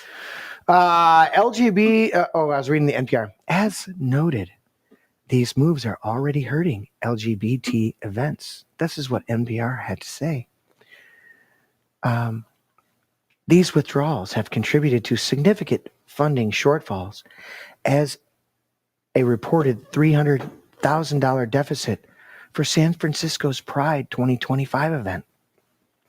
NPR reported the trends suggest a broader shift among some corporations reevaluating their support of the LGBTQ Pride celebrations through specific reasons for which decisions vary and are not fully detailed in the available data. Except we know exactly why they're doing it. Oh, shit. You can't sell products when you have, I don't know, just a few people out there that are douchebags that you think are the ones that are going to. You can't do it. You just can't. What is the actual percentage of people that identify? I mean, I know it's risen because it became a kind of a social trend, but it's not real. The actual amount of people that are really into it, it can't be above 3%, or maybe even 5 at the most throughout our population. Mm-hmm. And the rest of us have always said from day one, we don't give a shit what you do in your bedroom, keep it in your bedroom. But they're not. They're flaunting it. They're quite literally putting glitter on it and dangling it in front of little kids' faces. And we're going, all right, enough's enough. And they don't feel the same way about our rights. They want us. They want it. They're the main proponents of hate speech laws, restricting, our free speech, taking away our guns. They don't feel the same way about us. Right. And, that in effect is pushing more people. Morals. Why don't they invite us to have our own parade where we walk down the street and Larry talks about banging his wife? Oh, Jesus. My wife would appreciate if we didn't do that. But that's why we don't have a straight pride parade, because we're not all about who we fuck on a regular basis. Right. Our identity is not tied in which gay bar we go to or how we like to dress and drag. Our identity is tied to maybe raising a family, maybe being good in society, maybe going and having a beer and playing some hockey. And what would that look like? What? Waking up in the morning going, oh, what am I gonna wear tonight? Like, oh my god, dude, that's their whole motive. Dude, idle hands, man. How can I tuck back better so I don't look like a dude? Right. Oh, okay. Like this is the shit conversation all day. is derating quickly. Well, however. Anyway, so we're not going to talk about what we were talking about during dinner. Yeah. That's so just know that just like a sinking ship, the rats are fleeing, and all of these corporations are going, you know what? We're losing money. The woke is being put away. The woke is being put away, and you know what's going to happen next?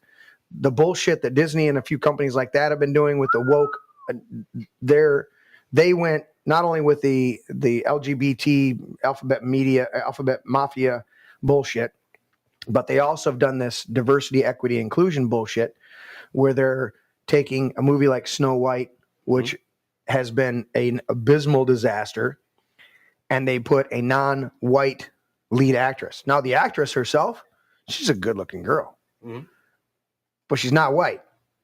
And they got rid of the Prince Charming. How do you get rid of Prince Charming and put a non-white chick in for Snow White? Correct. And they were trying to spin it like she's some kind of, that her whiteness or the Snow White moniker was something to do with when she was born. It was snowing or some shit. I don't know.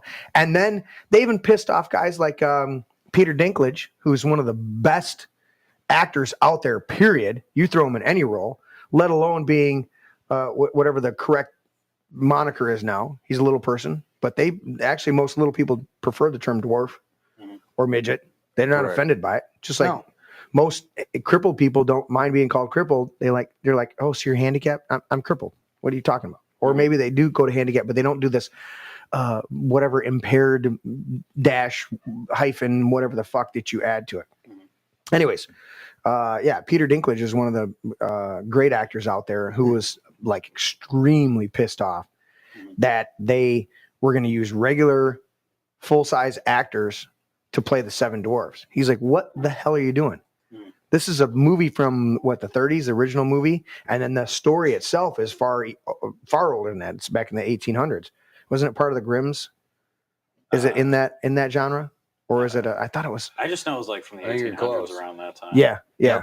Anyways, we could look up the history, but the whole point is just pointing out that that's the next thing to fall is this DEI bullshit in there, where we've got you know what? We know all Vikings were white, like with red beards. But we got to make sure we have 3 or 4 black guys in this movie about Vikings. Did you see the new Assassin's Creed game? I don't know if you ever heard of Assassin's Creed. I mean, you know what Assassin's Creed is? Yeah. So they have a new one, right? It's supposed to be in Japan, samurai era. Okay. And they have the main character be a black guy in medieval Japan as a samurai. And besides that, you can have 4 relationships, right? 3 out of the 4 of them are gay relationships. Wow.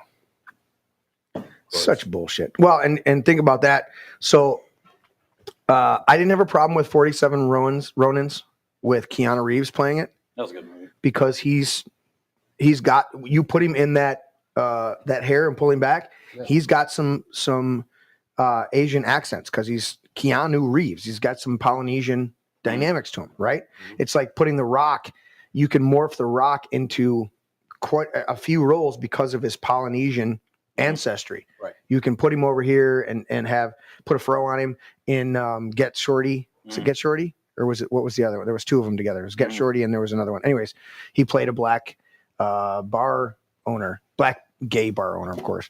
But then you can shift him over. But so you've got these dynamics that you can sway from versatile actors, right? Mm-hmm. But the reality is, there's these movies where they're just shoehorning people in, you know. And if you notice the last kind of like couple of years, if you were just kind of like paying attention to how like certain people were, like billionaires and all that, and just how things are shifting. Yeah. You could kind of see the woke being put away, because if you try and demoralize the people that are keeping the country, that are joining the military and like doing all the important jobs for the country, right? Yeah. For a minority group that, number one, will not buy your product or watch your product if you made it appealing to them. Yeah. And if you just demoralize people, that just kind of ends in disaster. Mm-hmm. And so people were realizing, we're demoralizing people, so they don't want to work for our corporations that, they're capable, or they don't want to do this. They don't want to have our beer or whatever. And they're like the main demographic that buy it. Yeah. And they don't want to join the military because, Mark Milley's like, I want to understand white rage, and I'm white. Right. And you have like the two moms commercial for the Army, right? Yeah. That was horrible.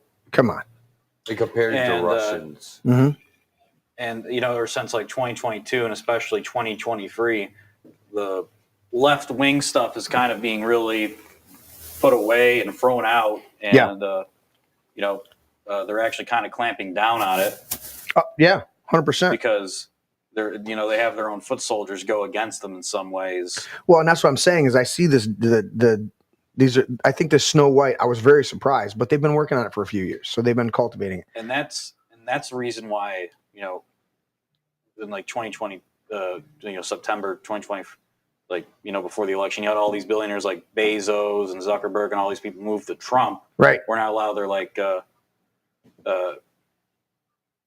their papers or anything they own to go against Trump. Right. Right. Right. And so and that's why they allowed people like Pete Hegseth, like, he had like the Christian cross and all that. If this was like 2020 or even 2016, they tried to crucify him. Yeah, they tried to. Pete Hegseth would never have gotten confirmed like Never. 2017. No. But they're allowing it. He got by for the skin of his teeth because they want military recruitment up. 100%. And you see all the talk about Iran. Yeah. Now we're yeah. And I hate to be the one to criticize Trump, but he was saying no new wars, and then we're having like stuff being stockpiled to attack Iran. Right.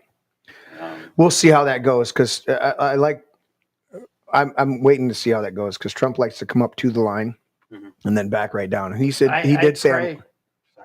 Go ahead. Well, I was going to say he did say that he wanted to rebuild our military to be the strongest and then not have to use it. Mm-hmm. So there's dynamics in there, and we'll see. We'll see how it plays. What are you going to say, Larry?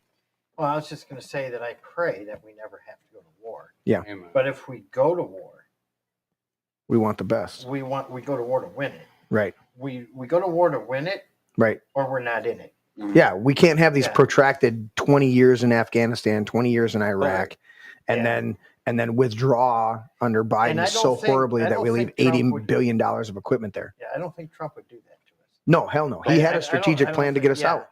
Right. But you ever realize, like, for 20 years, not 20 years, maybe like 15 years, they're always saying that Iran is like 2 weeks from getting a nuclear bomb. Yeah. Over and over and over. Over and over again. Yeah. It's either saber rattling, fear mongering. It's that dynamic. And we have too many strategic stuff there going on, as far as these smart weapons to ever engage in a full scale ground war ever again with any particular little faction. When you can target one individual like Trump did in the first administration, taking out Soleimani, just taking out one individual, maybe there's a couple extra people there, but you're trying to be as strategic as you can to take out one person that you've fully vetted and fully identified as a bad person. Mm-hmm. Okay. Another thing too is that he was, cutting off all the aid to Ukraine. Yeah. And after a couple of days, he like gave it all back to them, right? And he's like trying to basically gut Ukraine for all its mineral wealth. Right. Well, so you leave the Ukrainian people in either being like, okay, we're basically a colony of Russia, or we're a colony of America. To a certain extent, but I think his strategy is a little bit more. We'll talk about that in the second half of the show about how Zelensky's flip-flopped again on the mineral deal. But I think Trump's trying to redeem that situation of, not under my watch, but under Biden's watch. He's saying, look, we've gave you hundreds of billions of dollars. We want something in return, and so you're going to sign a mineral deal that's not going to own us. But either way, we're going to stop killing on both sides. So I understand your point on that, but I'm seeing the geopolitics, and Trump's, he's an amazing deal making or strategy, and he'll always ask for more than what he actually expects to receive in the end. He wants people to come to the negotiating table, and he wants to know, all right, what's your, he did it with, famously, we had the discussions here on the show. He came out and he said, yeah, I support red flag laws. Let's, it was a ruse to get the Democrats to come to the table. National red flag laws. Yeah, we should probably look into that. We should probably take a look at that. And he sits down with them and they go, we want 100% gun confiscation across the country. He goes, it's never going to happen. People need to have the right to own their guns. He's like, if that's what you want. They're like, that's our line in the sand. He goes, okay, then no deal whatsoever. We're done. But there was 2 weeks where everybody fucking panicked. Humble and firm. That Trump was going to implement some red flag. And it was just to get him to the table. And so I think a lot of these stratagems. I think you're right when it comes to Ukraine, but when with Iran, it's just a whole different animal. Because I agree if you with look at his top donors, they're all hardcore kind of Zionist types. Yeah, I've seen some that huge... want like that's like with the Gaza thing as well. Yeah. Trump wants to bring out if all the people of Gaza and put them where, and none of the Arab states want that. But, right. You see it kind of, I kind of see that along the lines of, I don't know why this camera keeps blipping, or was blipping. I see it along the lines of Rocket Man over there in Korea, right? And he basically, he gave Rocket Man two options. And he's like, dude, look at Seoul, South Korea, the whole country, and look at your country. And it's reported he genuinely brought him to tears. Because he goes, dude, we can build up your country. We can make you prosperous. We can get your people, you become a healthy nation. We can build some hotels on the coastline. You got beautiful coastlines. We can put some golf courses in here. We can build, we can build all this infrastructure. You could start doing manufacturing. You could start doing all this other stuff. And he brought Kim Jong-un. Is it Un right now? He's the third. He's the first one. No, Un. Huh? Il was the second one. Un is the third one. Third right now? Yeah, third dictator. Yeah, Un. And so you're three people removed, or the third generation of dictatorship. And so you don't have that as much militant. You've got more fat on you because you haven't had to, you've got a Cold War there and a neutrality line, but you haven't had to fight this hot war to keep your country. And so I look at Trump's strategies when he was dealing with him, and he's like, look, you got two options. Let's build your country. Let's partner together. We'll help you. We know how to do it. I know how to do it. Let's build some hotels. Let's do some other stuff. Let's open you up for manufacturing. For what are you guys, what are you good at other than eating dogs? Let's figure out something that you guys are good at, and let's do something. Or you launch another rocket, I'm going to blow you up. And I think that's part of that, but I am concerned about Iran, because Iran's had this saber rattling bullshit. And I wonder if Trump's just simply appeasing the generals until he can get his generals in place. Because you listen to Flynn, and you listen to Tulsi, you listen to a bunch of people like that. They're not the same warmongering, Lindsey Graham, fucktard type Bolton. Bolton. And if you listen to the way he talks about Bolton, he goes, I knew Bolton was a piece of shit from the beginning. But when I walked into a room and he followed behind me with that stupid mustache of his, he said every one of these world leaders freaked the fuck out because they knew I was that crazy guy was behind me. It's like a variation of madman theory, but like better. You get like Trump who's unpredictable, and you have Bolton who's like predictable because he's a crazy warmonger. Let me do this real quick. Catch up on the chat. Yes, thank you, Tim. I remember that now that you put it in there. Snow White is a German fairy tale written down in the early 19th century. The Brothers Grimms were published in 1812, but I think I didn't know if it was Grimm or not. That's the same root. But yes, it was a German fairy tale, but it goes back, I think, a couple centuries at least. John Bovey said Tom Cruise is the only samurai he recognizes. Yes, but they didn't portray him in that movie as being Oriental. He was clearly a white general that came over to establish relationships with Japan and then got embroiled in their civil war with the samurais.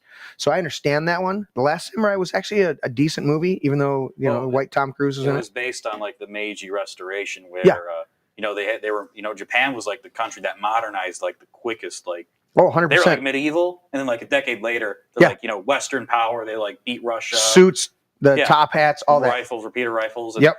Cannons, everything. And that was based on like the movie was based on the rebellions of like the last samurai in like the South, where they were trying to maintain tradition.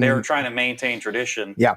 And they famously charged at the new conscript army like on foot with their swords, and like they got mowed down with machine guns. Yeah. But the coolest thing about that is like all the people like that died in the rebellion were like honored, like they were like heroes and all that. They were like national heroes. Yeah. No, and then John Bovey says that he's calling you Baron. I don't know who that is. You know who that is? No. Oh. Anyways, he's calling you. He goes, Baron is right. You know what? Is he calling you Baron because you're like the young guy, the Trumpian, Trump's boy? Barron is right. They want military recruitment up so they can go and bomb Iran for Israel. I agree with your sentiment, and that does look like the path. I'm not sure that that's ultimately where we end up because of Trump's track record of not wanting to get us into war. Follow the donor money and Trump's kind of like main voting group. They're the Zionist evangelicals. They want the third temple. I get that. They brought the red heifers from Texas and all that. I get that 100%. But then if you look at the fruit and you look at his track record, I pull back a little bit from that and I go, is that what he's going to, you know what? If you have a bunch of those donors and you know what they want you to do, the last thing you're going to do is tell them no right off the bat. Yeah. And have them, then he wants, listen, we're 60, how many days in? 61, 60 something days in. And he has accomplished more in this presidency than not only any one single presidential administration, but I think the last 30, 40 years combined, what he's undone and how much mayhem he has created in the deep state, in the leftist agendas. Yeah, not mayhem in the country, but mayhem within the swamp. Oh, yeah, they are freaking out. We have to define that so it's not taken out. Well, no, understood. I said that, Trump has to do two things if, that I would, if he was the real deal or not in the second term. Number one was pardon all the J6ers immediately. Number two was to purge all of the federal agencies and bureaucracy as hard as possible. Yeah. So he's doing both. You could say all you want about Doge, and it's kind of like bad optics if you believe in like all like the like political, like optical stuff for politics and voting and all that. But I think Doge in itself is a good thing. I think just Elon Musk heading that is just kind of like bad optics, because richest man is they're going to say richest man is cutting all these poor innocent bureaucrats' jobs, and I think that's heartless. He's so heartless. He's firing the park rangers. Yeah, but I think that, I can understand bad optics, but only from a leftist perspective. Because on the right side, we all, especially those of us engaged, a little bit more full-time in social media, saw the power of X, formerly Twitter, to come back and create such a viable platform for free speech, true free speech. Still some algorithm problems, still some other stuff like that. But the minute Elon gets word that there's somebody being banned unjustly, he investigates, he turns that over. He says the hell no. And so, but I'm going to say is that one of the things he came in and did was got rid of 80% of the people working at Twitter in that process. And for me and a lot of people that I talk to, they're coming at it from that same perspective, saying this dude is, you know what? They're giving most of these government people the opportunity to buy out and leave with a severance package of some kind. And you give somebody 6 months to a year of a buyout to go find another job, and they actually have skills that they can use, they're going to find another job. Now, if they're a useless piece of shit that was just on the government tit, maybe they don't get another job. I remember seeing a video a couple days ago. This is like from 2003, but it was like this guy He worked at like a federal agency, and he literally just did nothing. Like he just went to his office and did nothing. It was just like on like the local news too. Right. But So, hey, if I could do a job where I just would like get a piece of paper, stamp it, put it away, do that for 30 years and get a nice pension, I'd do that. I want to have. I need to find it. I thought about this over the last couple of weeks, but I want that clip. And multiple people have played the clip from Office Space, where the one guy, the two dudes are sitting in there. They're both named the same thing. They're like, you got to go see the Garys or whatever their names are. And the one guy's sitting across the table, and they're like, we just want to know what you do here. And he goes, well, I take the papers that they give me and I make sure they go to the next person. And he's like, okay, but what do you actually do? I told you, I do the papers. I make sure that they go. I make sure the engineers get the papers. Yeah, I make sure the engineers get the papers. And they're like, okay, but can't the engineers just come to the place and get through them? But no, that's my job. I'm the one that takes the papers from those people and take it to the engineer. And they're like, you're useless. And I have as much sympathy as I can have for people as far as jobs and stuff like that. But when you're working a useless job, that's just a weight on the American people, and you've been there, my sympathy starts to go down real quick. And I think the vast majority of these government jobs, and they said it, Elon said it. So I'm going back to your point a couple of different times, but I'm saying they said, look, if we let some people go and then we find out a couple of weeks later that job was in fact essential, they're hired back, they're given all of their back pay, and their job's not a threat. But you have to go in and cut the fat and clean house first, and I think they're doing a phenomenal job of it. And that's what's pissing off the left, because when you've watched the videos, I think everybody here's watched some of the videos of the amount of waste and money that's going out, and you know who's getting it? It ain't the four guys sitting at this table, and it ain't anybody in our audience. Nope. It's these AOC who shows up for a casting call and gets picked to be the representative for whatever her district is there in New York. And she gets a salary. And what's the salary for a representative in the federal house? What's a mule salary? What is it, like 100 and hundreds? Yeah, wasn't it like 75,000 or 100,000 or something? No, it's like that? 175, or I want to say 140. Was it 140? Either way, she's already worth like $5 to $10 million now. Right. As somebody with a salary of 100 and let's be conservative, say $175,000 a year, she's worth. It's very interesting. Ever since she came around 2018, they've been like, she's laughed at that a lot, but they're like slowly trying to push her towards a leadership role, like the next like kind of Pelosi thing. You are exactly right. You're exactly right. We were talking about this. We were talking about this earlier. Yeah. At dinner. But I was saying, we're going to have Trump, and he could do a lot of good, but the pendulum's going to probably swing back if things aren't really done, that's good enough. We're going to have someone like AOC or, an actual like communist or, that kind of type as in charge. Well, and let's discuss that when we come back. I want to discuss that a little bit. How do I write that down so we can communist? I'll just put commie, a commie in there, because I want to flesh that idea out, and I want to tie it in with the 80-year cycle. Okay. And you being a historian, you can think about that. The current salary of a senator and a member of the House of Representatives is $174,000. $174,000. So what I just say, 175. Yeah. So 170. So you were wrong. I was by $1,000. $1,000. And what? I just wanted to point out Jeremy was wrong. And look it up. Look up what AOC's current net worth. I got some breaking news. Bad news. They called the Wisconsin Supreme Court race already. Only 37% of the vote, and the Democrat won. With 37% of the vote, they're going to call it? Yep. Well, she's leading by over 15 points. Yeah. Wow. So yeah, but we haven't got all the mail-in ballots. That could go up to 18 to 20%. I remember being on their territory back a couple years ago, Yeah. man.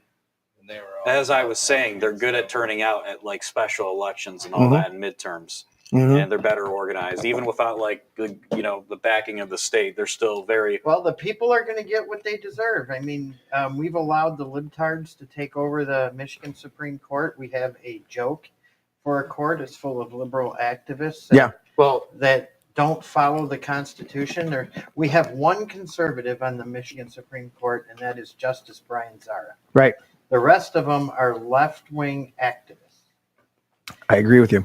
We're going to take our one and only break right now, guys. I'm going to play this video on geoengineering because there are some people still don't believe it when I talk about geoengineering and how it's messing up our skies and polluting our soils. And so I'm going to switch to this if it works correctly. And it does. Hallelujah. Oh, wait. I forgot. Audio. I got to figure that out real quick. I played the video and it's too... Talk amongst yourself for a second. Say something. Larry's got to pee. Hi, Larry. How are you? Daddy.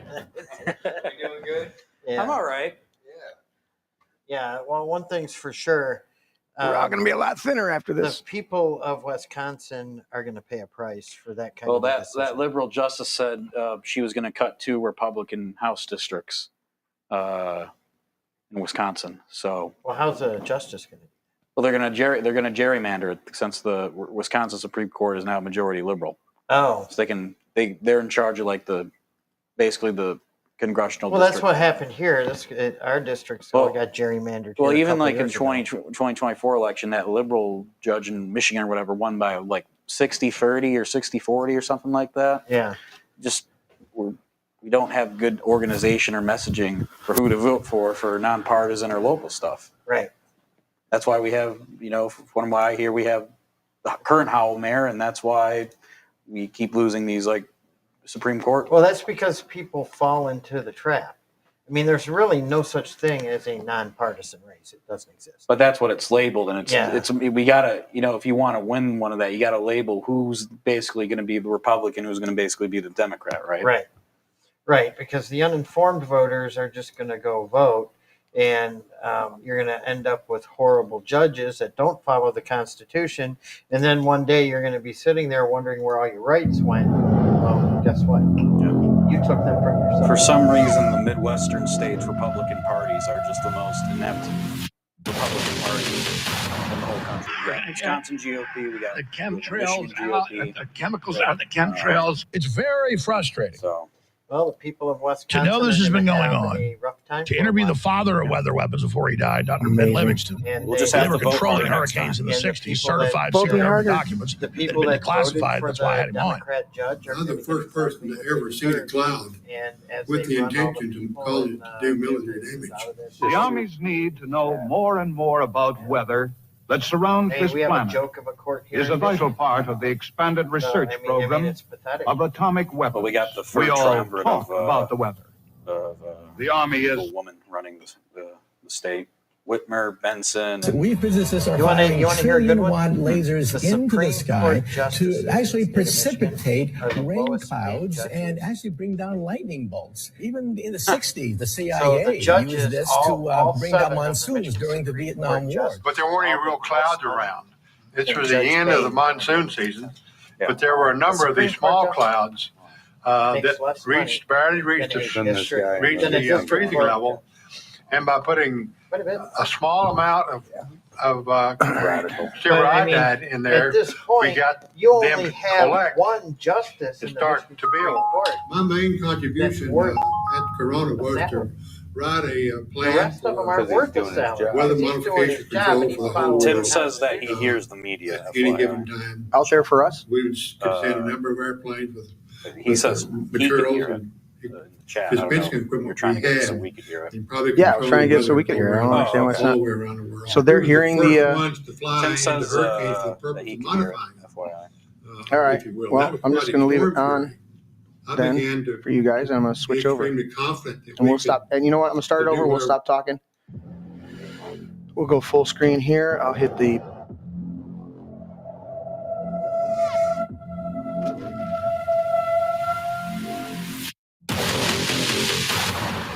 We're going to get the chemtrails out, the chemicals out, the chemtrails. It's very frustrating. To know this has been going on, to interview the father of weather weapons before he died, Dr. Ben Livingston, who they were controlling hurricanes in the 60s, certified secret government documents that had been declassified. That's why I had him on. I'm the first person to ever see a cloud with the intention to cause it to do military damage.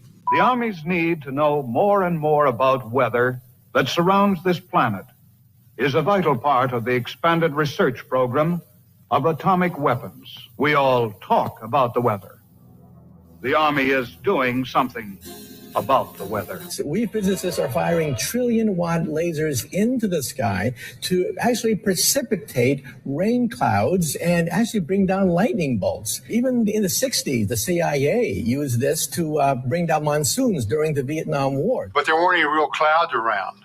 This was the end of the monsoon season, but there were a number of these small clouds that barely reached the freezing level, and by putting a small amount of silver iodide in there, we got them to collect and start to build. My main contribution at Corona was to write a plan for weather modification control for the whole world at any given time. We could send a number of airplanes with the materials and dispensing equipment we had, and probably control the weather all the way around the world. We were the first ones to fly into hurricanes for the purpose of modifying them, if you will. That was Project Storm Fury. I began to be extremely confident that we could do whatever what we wanted to with a hurricane. The Project Storm Fury had been going on since 1961, and they had already done two experiments, one in 61 and 63. Well, by 1964, when I was there in 1964, I wrote the plan and started to have a track and a mission for every flight that was on the hurricane cloud seeding experiments. So we had documentation for everything. The climate engineering transmissions are 10 times more powerful than the frequency transmissions for communications. So all of this is part of the problem, and manipulating wind flows as well. And that's key. We see it happening right now with the severe weather outbreaks happening in the U.S.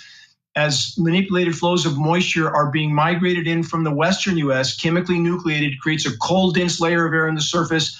As they push that eastward and it collides with manipulated moisture from the record warm Gulf, and those two air masses collide, you get severe weather, which creates unstable atmospheric conditions, which creates cyclonic rotations. The cyclonic rotations that are being spawned right now are from conditions that are directly connected to climate engineering. That doesn't mean a specific cyclone in a specific location, but it means the overall region that has been set up for a spawning ground for tornadoes. And that's inarguable. We can argue the motives and the agendas, but the fact that climate engineering is manipulating conditions that are spawning these conditions is inarguable. Fourth generation farmer, and they are finding in the land that we've had for so long in a 100-year-old farm, things that they have no idea or reason why things should be in the soil. I'm talking bacteria, I'm talking different acids, pH levels, but it's all come from what falls out of the air. 1998, which was the warmest year ever recorded up to that point in time. That's when they coined the term climate change instead of global warming, because they knew they'd be causing these flash chemical cool downs. The vapor pressure deficit is the respiratory pores on crops, trees. They shut when conditions are as we've just described.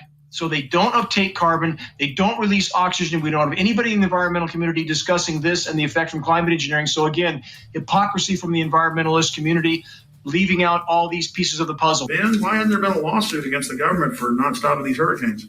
You know, I don't know. I'm not a lawyer, but I really don't understand why, because the government certainly has reneged on its responsibility to the citizens of the country to protect them. There's no hiding from this issue. I want to state that. You cannot put this issue in the rearview mirror like you can so many other issues, and people choose to ignore it if they can. Can't ignore this. This is pounding the nails into our collective coffins by the day. Methylene blue is all the Right. rage. All right. I love methylene blue, but I'm good on that. We're good. Look at Alex Jones. Lost a lot of weight. A lot of weight. 60 pounds, dude. Yeah. 60 pounds. Kill that mosquito in front of you, Teddy. Oh, here it is. Coming back to me. See it? Yeah, I see it. It's flying away. Die.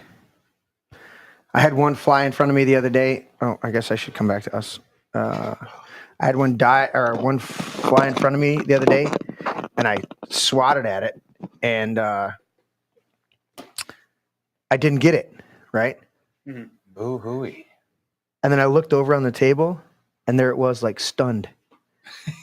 Like, I didn't, like, get it, but then I saw it, and I'm like, oh, I did get you. And then I went, dunk, and just flicked it like that. I should have fed it to my fish. My fish would have been like, ooh, a little protein.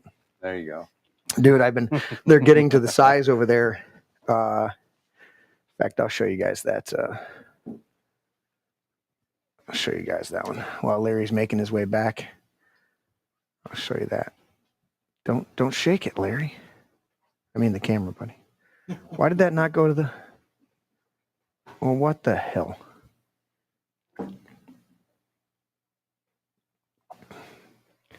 So that's the one tank there. Let it focus. Pull. Oh, that's what it is. Stand. Anyway, so those fish right there, they're getting pretty big from when I got them. But the other tank, which has got my Oscars, my one Oscar, and he's about Oh yeah.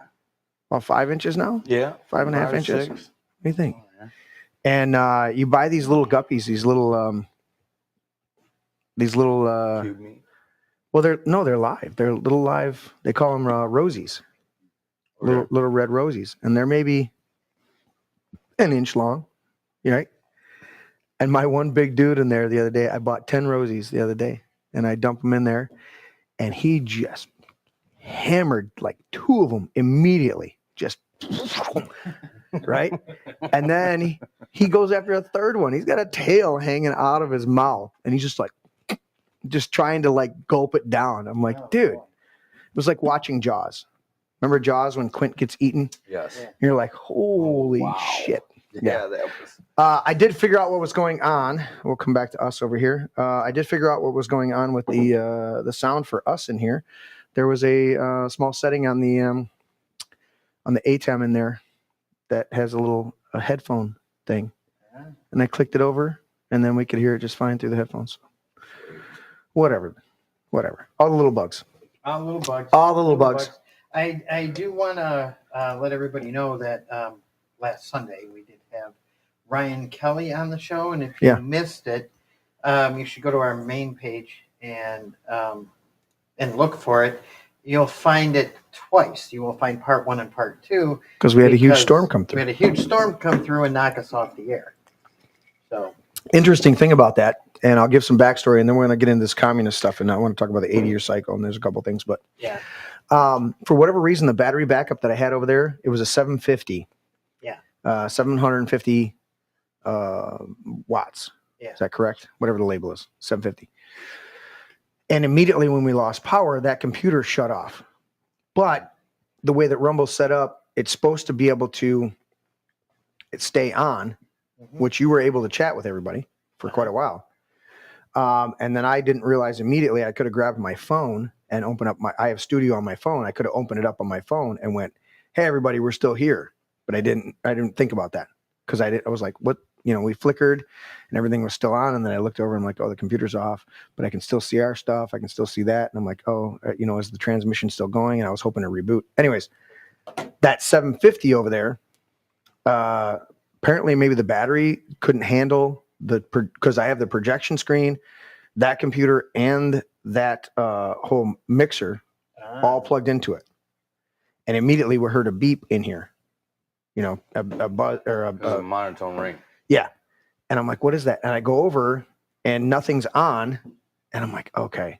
So I replaced it today with one of my other units that was in here. Yeah. It's a 1500. Yeah. So it's twice as much backup power. And so push comes to shove. The big thing is I lost my projection screen and my stereo 5 years ago to a surge, a lightning strike outside. And I lost my screen and I lost that projector. And that projector, to replace that, if you guys look behind Larry and Teddy there, and I'll go to that camera real quick and show you guys. So are we there? There we go. All right. If you guys look over here, see that projector? Yep. Right there. That projector is doing that whole screen. Yeah. So that projector is shooting that 23-foot screen down there in the man cave. And that projector alone is a 4K 3D projector and cost me $1,800, maybe $1,600. You know what? It cost me more than that because I pay for the warranty on it.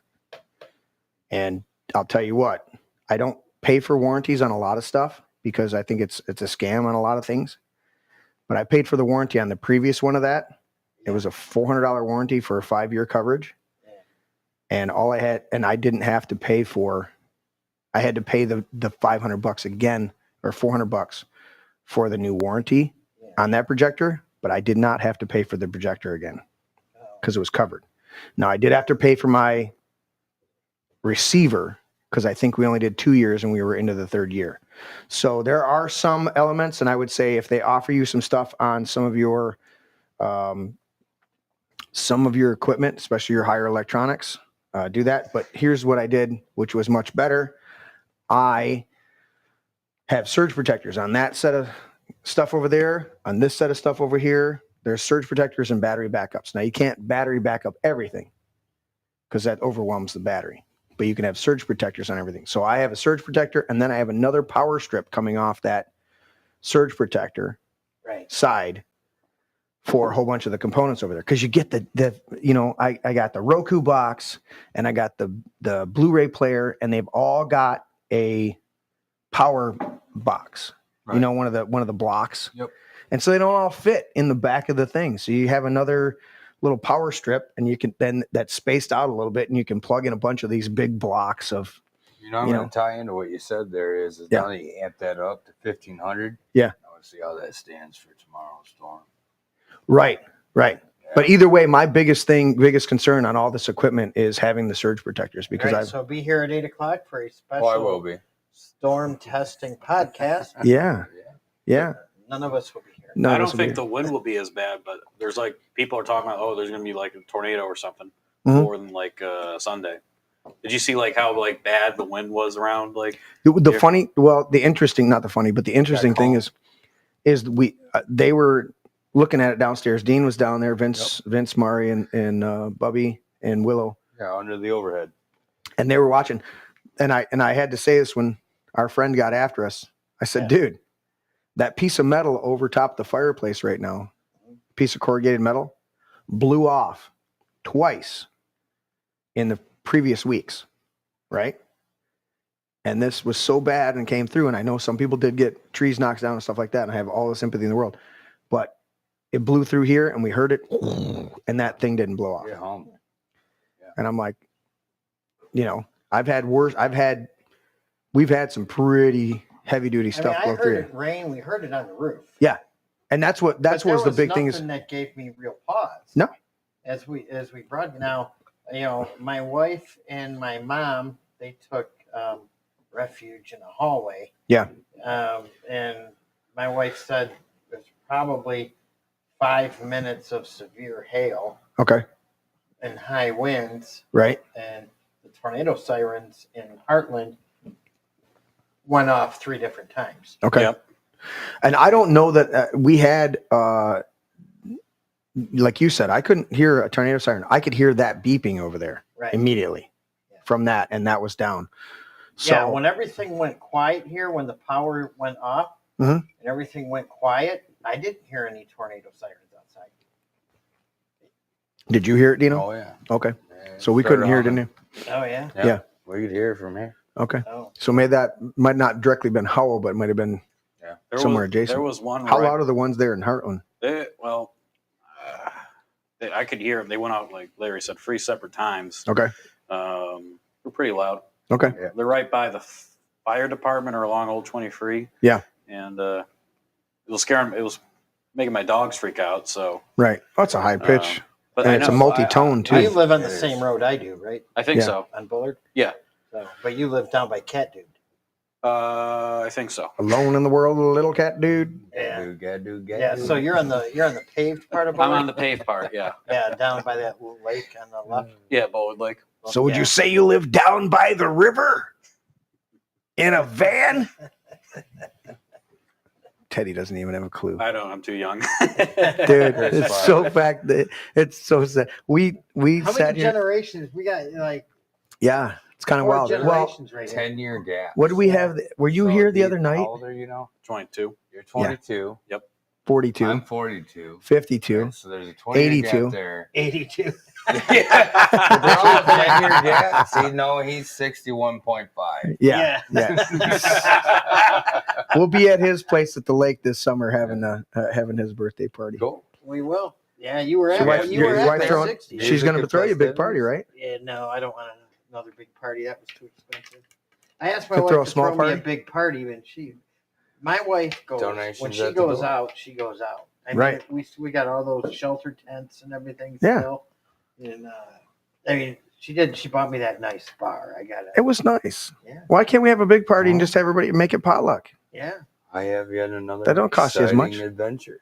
Yeah, Exactly. we'll have a big party at my house on my birthday on the lake, pontoon rides and beer. Larry Palooza. There we go. There we go. Shots in the kitchen with Larry. Enough to have an I got- This is the- except so Larry with a comes over I and- have a and shot an acoustic guitar. I have a shot. He's got a shot ski. You ever done the shot ski? No. Oh, it's a You blast. got shots I bet it is. Yeah. glued to a ski, Yeah. a literal Oh, down yeah. here ski, Yeah, or shot actually usually a cross country ski, so it's thinner. Yeah. And you glue it to it, and it's usually 4 shots is all you can get on there. Yeah. And you fill all 4 up, and then 4 guys all stand together, and you all do the shot together. Shot ski. Except everybody's Shot gonna ski. duck. You when got Jeremy does. yeah, exactly. Totally a Polish thing. Exactly. I stand on a piece of wood that he's made for me. So I can do that because I'm so short. I'm like Zelensky over there. Except I'm not a dictator, and I don't have to wear a t-shirt wherever I go. Yeah. To act But like what I'm, do you mean? I need money. But I need money. How Yeah, you my cut wife me off? even- How you do this My to me? wife even hired a bartender. You're a small man. You remember Shut the up. bartender? See, that's what I'm saying. Get rid of the bartender. Don't cater the food. Yeah. Let everybody know it's potluck.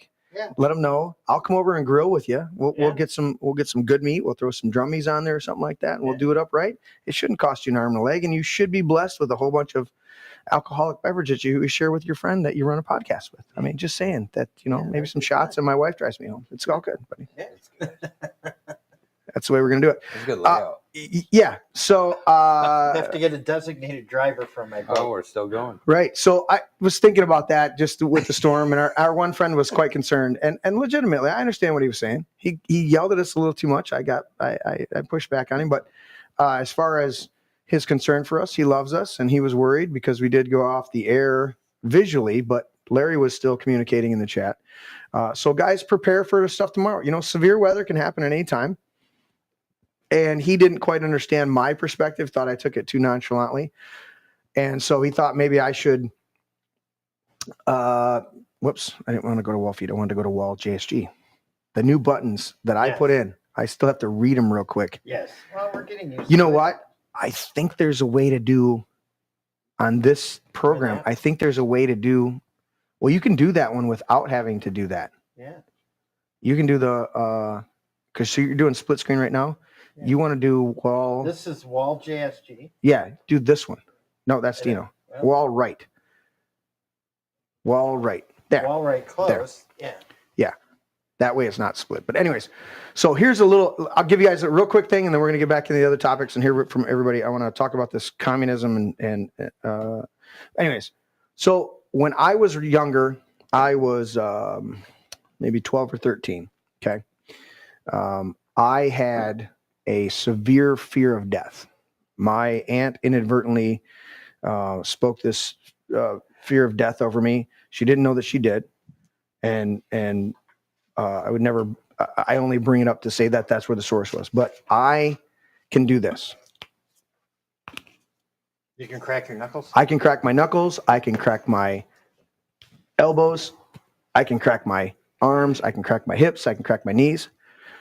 Well, at that time, I had tension, whatever happens, the synovial fluid gets built up. Yep. I'd crack everything. Well, I'm popping my hips. I'm sitting Indian style on the floor, and I'm just popping my hips, right? And my aunt, who's going through nursing school or was already a nurse at the time, says to me, "Don't do that. You'll create a blood clot that'll go to your brain and kill you." Oh. I'm 12, 13, whatever years old. And I'm like, what? And at the same time, I'm starting to go to church. I'd always been, for a number of years, but I'm going to a new church, new family. My mom married into the Gibbs family when I was 10 years old. And so I'm really starting to get involved in this, and it's Assembly of God. So it's a little bit more intense than the kind of Baptist community church that I had attended before. And so I fell into this horrible spirit of fear of death, that I was going to die. If I went to sleep, I'd die. And so I'm not exaggerating. Off and on for the next 6 months, I used to cry myself to sleep, afraid that I would die. Because I'm hearing from at church that I'm a bad sinner and I better make sure. I mean, there was an altar call after every service, and you just felt like running up because you said something wrong, you cussed or you did something, or you whatever it was. There was just this extreme amount of guilt always put on you to try and, It was a projection of throwing stones. Correct. And so it was just this horrible thing. Anyway, so I had this extreme fear of death that hung over me for, like I said, about a good 6 months. And there were multiple times that I would cry myself to sleep. I even did an experiment where I laid in bed one night and I slid into my blankets. Blankets were all folded nicely on my bed. Mom always made us make the bed, Grandma Connie. And I got into bed, pulled the blankets up to me like this, and I laid there, and I woke up the next morning. I made a determination, and I woke up the next morning in the exact same position. The blankets had not moved. I had not moved through the entire night. And it was a discipline for me, something that I was like, well, if I'm going to die, then I'm going to die already ready Dignified. to go. Yeah, exactly. And so I dealt with this for a long time. And then I got into prayer one night. And the Lord came to me and he said, "I promise you, you will have a long life and you will live to be 84 to 87 years old." And I don't know why he gave me that range. And then years later, my grandfather passed away at 84 years old. And it made a correlation. But since then, years later in my early 30s, the Lord said, "I'm extending that and I'm not giving you a time frame. You will live a long life." And if you know the way I operated with my mother, I honored my mother. And one of the blessings of honoring your parents is long life. No matter how flawed or whatever your parents' disposition is, if you do your best to honor them, it is a Mosaic 10 Commandments covenant promise that I believe God still honors. Anyways, so fast forward. Not only did the Lord speak to me and tell me that I would live a long life, which the only thing that the devil comes at me now is like, oh, you can live a long life in a wheelchair or deaf or unable to speak. With an ailment. Yeah, with an ailment, all these stuff. So those are the things I battle now occasionally that come at me. I get the same shit. Where my voice has been ragged for the last couple of weeks since St. Patty's Day. Off in the saw. Exactly. Well, now you can't play instrument. Now you can't do this. And it's like, no, I cancel that assignment. So on top of that, the Lord taught me over the last 35 years how to take authority over the things that are fearful. And what I learned, and I taught this, there's actually a whole teaching series. Dina, will you go? I know you got your packs on and stuff like that, but will you go on the shelf right above the Oscars? And there's my teachings. One of them says, Fear the Great Gateway. Will you please grab that it's a single CD teaching series. Yeah, right above the Oscars. Yep, there's a packet teaching series. See it? You should see Spiritual Warfare, Seeking to Establish Righteousness. The one of them should be Fear the Great Gateway. It's a light blue to dark blue label end. You see it? There should be Commanding Joy. Is it up there? Is there a single CD in a regular jewel case? Thin jewel case? No? I sent you on a wild goose chase. Okay. You know what? I may have it in a single case downstairs. Well, you know what, Dino, just grab all of those for me, just for a visual reference. So I've done a lot of teachings and a lot of stuff over the years. No, you're good, buddy. You know what? Now, come to think of it, I think it's in a single case. I think it's in a single jewel case. Yeah, just grab me. I'll just show these, just to show everybody. These are some of the teachings that I've done. All right. This one is commanding joy. Okay. And I deal with James. I'm trying to tip it right. James chapter 1, where it says, consider it pure joy, my brothers, when you face trials of many kinds. Well, the actual Greek in there doesn't mean consider. Like you go, I'm going to consider that. You know, like think about it. No, it literally, the Greek word there means to command with absolute authority joy. And when you stand in a position where you command joy to rule and reign, what does it say in other scriptures? The joy of the Lord is my strength.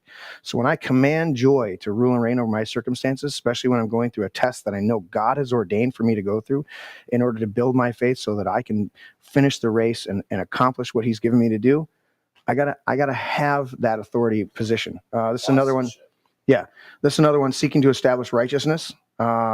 It talks about it in Romans that since they did not know the righteousness that comes from God and sought to establish their own righteousness, they did not know the righteousness that comes from the one true God. And so there's a dynamic in that.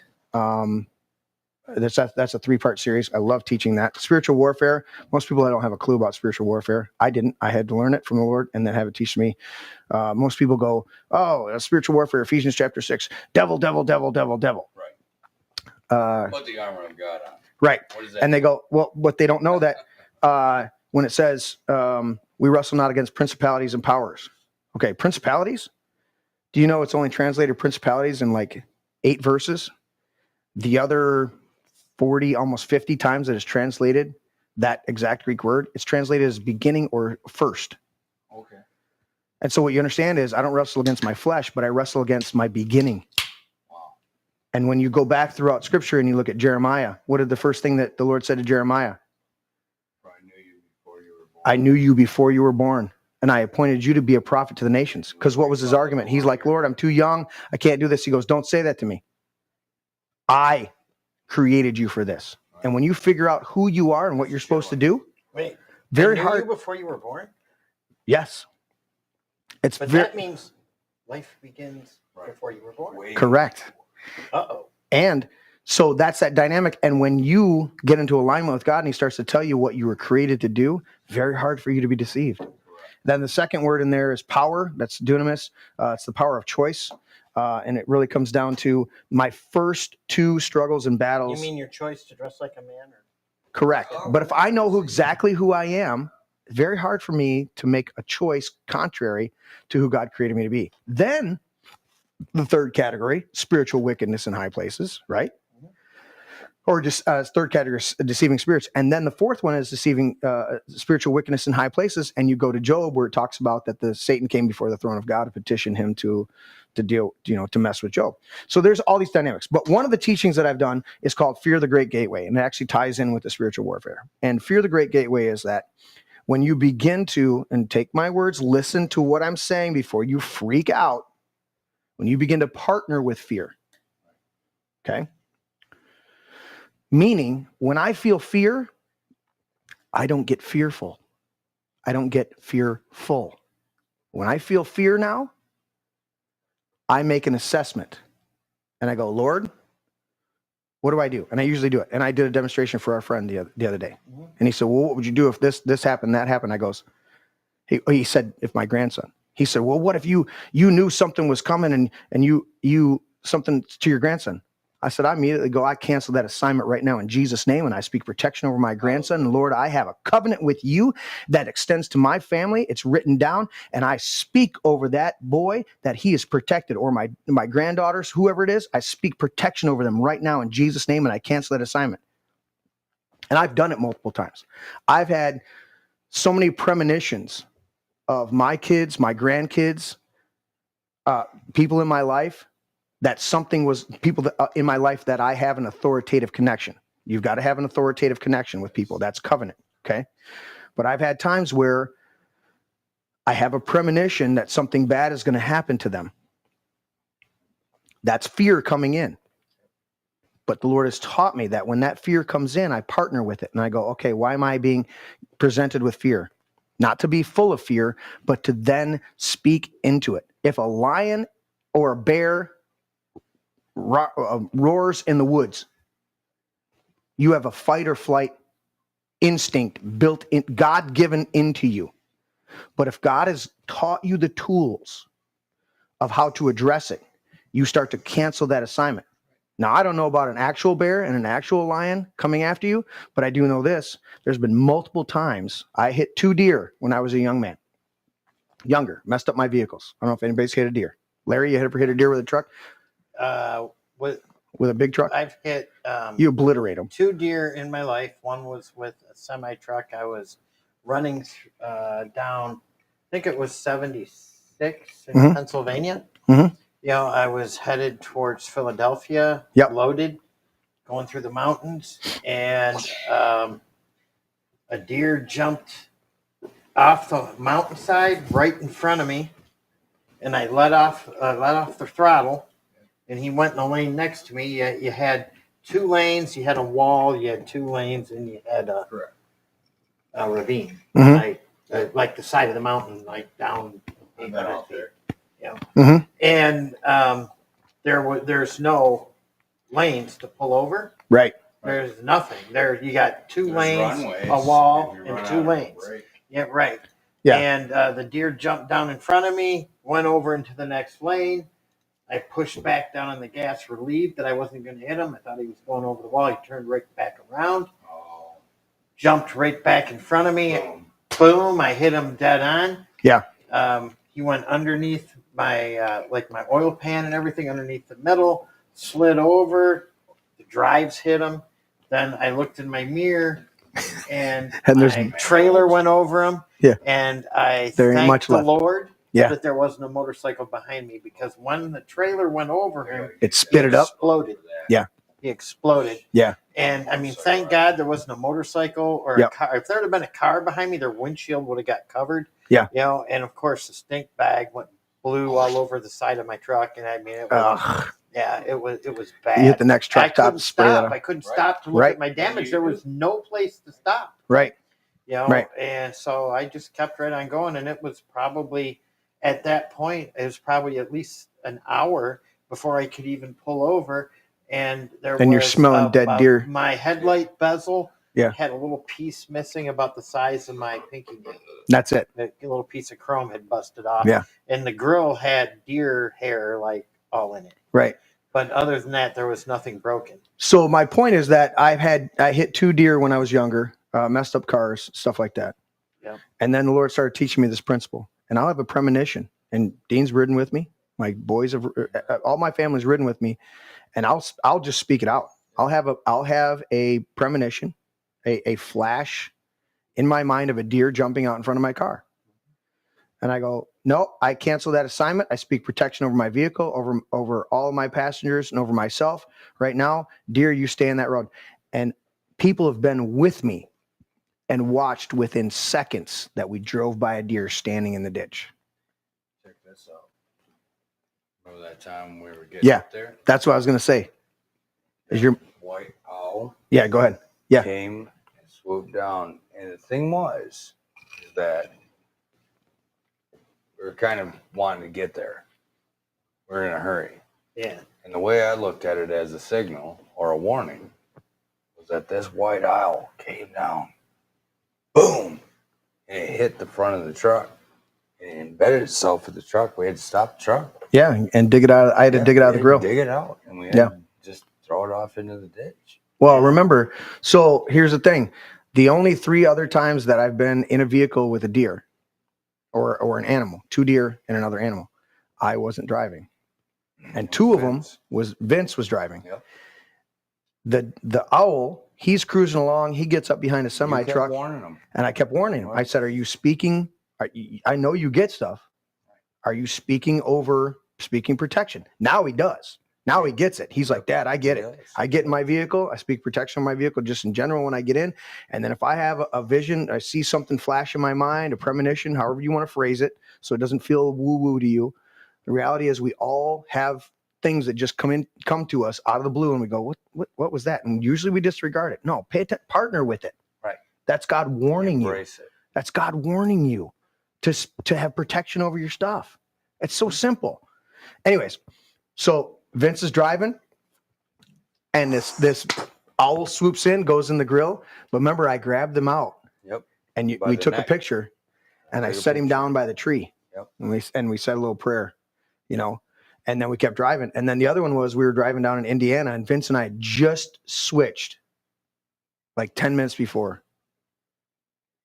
And I've been teaching him a little bit, reminding him of like that. And he's driving along, and he goes, nope, nope, nope. And he made it from the second lane to the other lane. And so the deer he moved the truck over enough to where the deer headbutted the back door of my truck and then bounced off my trailer. So I had to have the back door of my truck fixed, not the driver's side door, but the door behind the driver's side door and the one front area of the trailer, because it headbutted the door and then fell into my trailer and messed up the front of my trailer. But I had full coverage and all that stuff, and it was all good. Sure. Learning lessons for him. I was covered. The whole point is, whenever things are happening around me, I am not hyper vigilant or freaked out about it, but I have been taught by the Lord to address these things. It doesn't mean that things that my truck last year hit some black ice, spun out, and smashed in the back of the wall. The estimate was $10,000 worth of damage. I put a $350 bumper on the back of it, and I've been driving it ever since. Yeah. Okay. Not a big deal. Right. So my point on all of this is I'm not being cavalier about storms coming through or disregarding any of that. I'm saying that I have been taught by the Lord to assess these things and have an approach to it that's different than a lot of people. Not a lot of people have been taught. Were you trying to show me something or no? No, that was Rumstead. I read that one. Yeah. We'll go. Yeah. But I don't want people to misunderstand or think that I'm being cavalier. We, after our friend called us and warned us about the storm, we immediately said a prayer downstairs. We assessed it, and I assessed within myself, Lord, is this something that I need to be, doing? What's my course of action? And I just felt a peace. I felt a peace. And Larry, like Larry said, Larry's like, I didn't feel that we were in danger. And we did mention it on the show. Maybe we could have been, a little bit more forceful in saying, hey guys, there's a storm. At least look at your radar and see where you're at, but I was watching our radar. Yeah. And I've learned over the years though, guys, to not freak out about things. And I know that's not everybody's experience. I understand that, but that's my experience. As the Lord has tempered me and taught me, if you feel fear, that's me warning, or that's me allowing you to feel fear so you can take warning and approach it, but not to allow it. Jeremy, that makes you an amazing leader, is what it makes you. You make this atmosphere just like the kids last night. I know you came back from hockey and you were like, oh man, what just happened here? The grandkids in here came and destroyed the place, dude. He came up here and just kind of assessed this whole situation. I watched him have to breathe and humble himself. And then the daughter got involved, and they were like, nope, I think we need to have all the kids sit on the stage right now. Here comes Grandpa. Boom. Listen. You take over. It was priceless. She was, and the funny thing, my daughter, she looks at all the kids. She goes, look, I didn't like these lectures when I was a kid. Right. But Grandpa was right. And you're going to listen. And I lectured him for a good 20 minutes, right? Yeah. In fact, there's an actual recording. Yeah. Mari recorded. And, but I lectured him, and I gave him a thing. And I said to my grandkids, I said, you know what? I love you. And you have every right to be here in my man cave and enjoy yourself and do your things. But you know what? When you trash the place, you piss me off, and it means I don't want to do stuff for you. There's a PlayStation here. It's not for me. It's for you. I don't play that thing. Every once in a while, they talk me into playing a few games with them, but I bought it for you guys so you could have fun here. So that, and we've played NHL and a couple other games on there, but there's other things here that I've set up for the kids. There's a Lego box in there. There's all sorts of stuff, And I said, so there's all sorts of things for you to do here, but you know what? At least What they find to mess with. They found Sand in sand. the yard.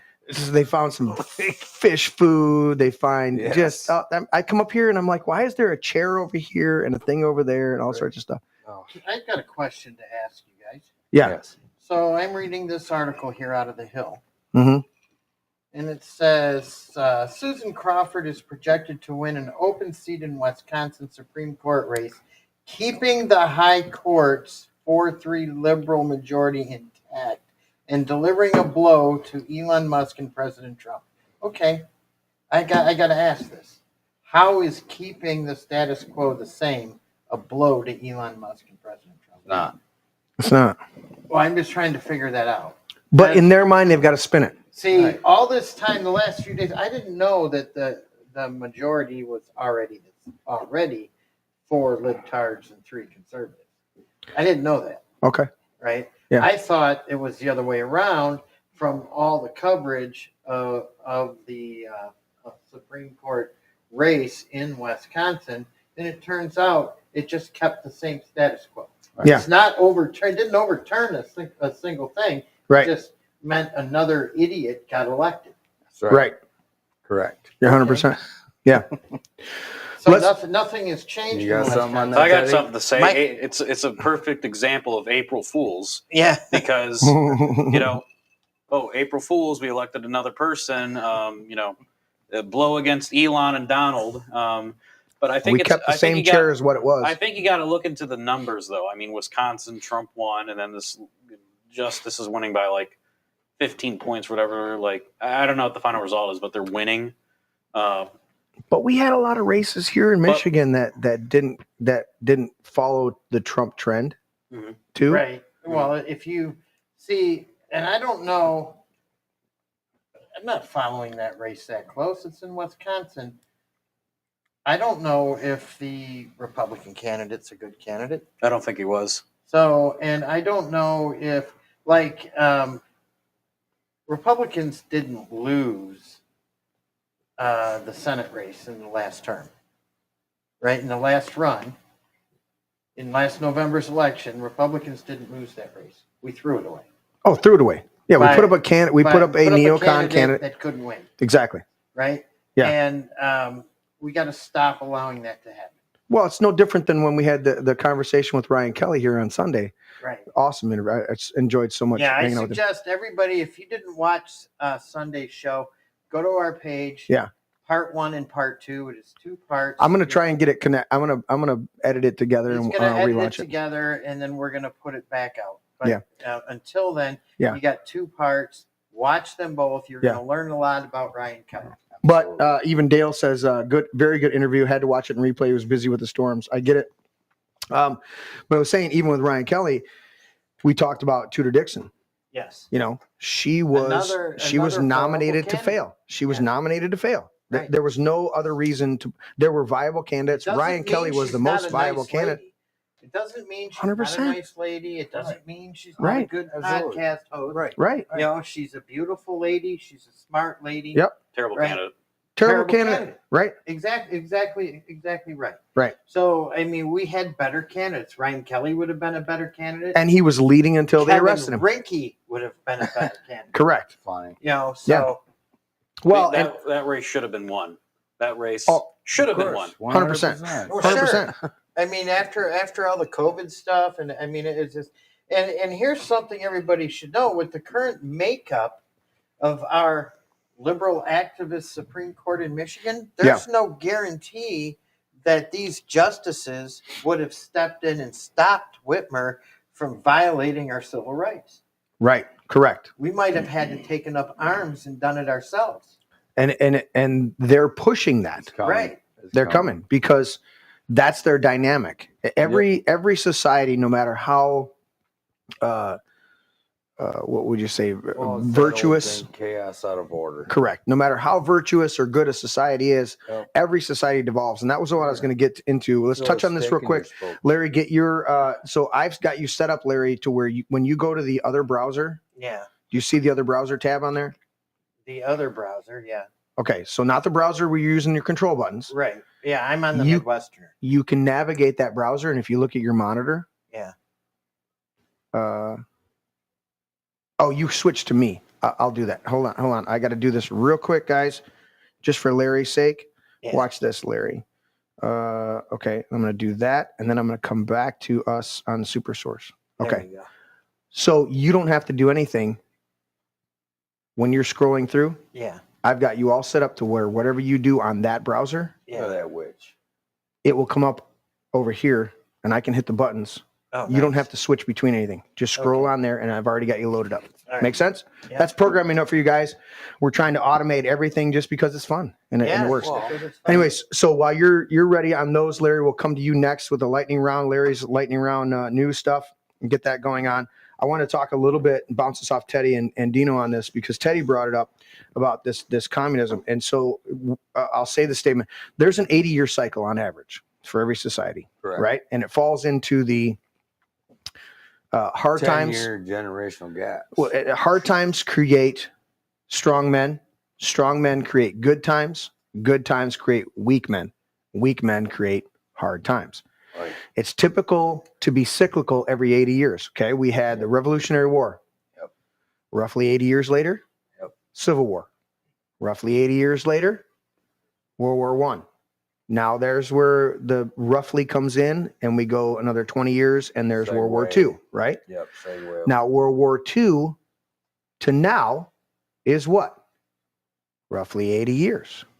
From the end of World War II, 1945, 2025. So we're in that cycle where we should have been, where things went down, and it's at times it's artificial, at times it's contrived. Okay. But the cycle is typical when you look at most societies that there is an ebb and flow to where there needs to be conflict, whether true conflict or artificial conflict, to then reset a society and get it back on track. In fact, it's biblical because one of the scriptures says, I will visit the sins of the fathers to the third and fourth generation. What is a third and fourth generation? Roughly every 20 years, right? And so your great-grandchildren may be a bunch of spoiled little shits because you were really wealthy and they didn't have to earn anything. And then their kids, because their parents squandered everything, have to then forge for themselves, right? So when you talk about the communists and the potential of them rising back to power, I always put that in this cyclical dynamic. Are we in not Klaus Schwab's Great Reset? Ain't no Schwab's reset. But have we, I believe we have, but I want to get your perspective on it.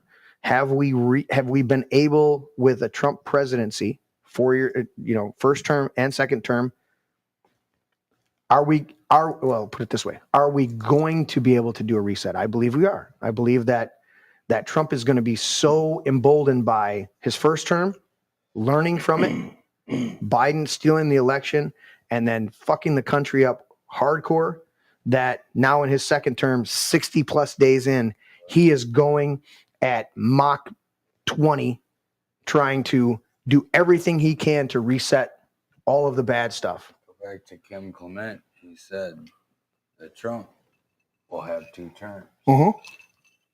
Yeah, and he talks about what's going to happen with the country. So that's part of what I lean on, is those dynamics. Because the only thing that wasn't fulfilled from the prophecies about Trump was the second term. Right. And there were a lot of people that are like, no, he's, the military is going to move in and do this. I'm like, they stole it. And no matter what they did to steal it, was Biden.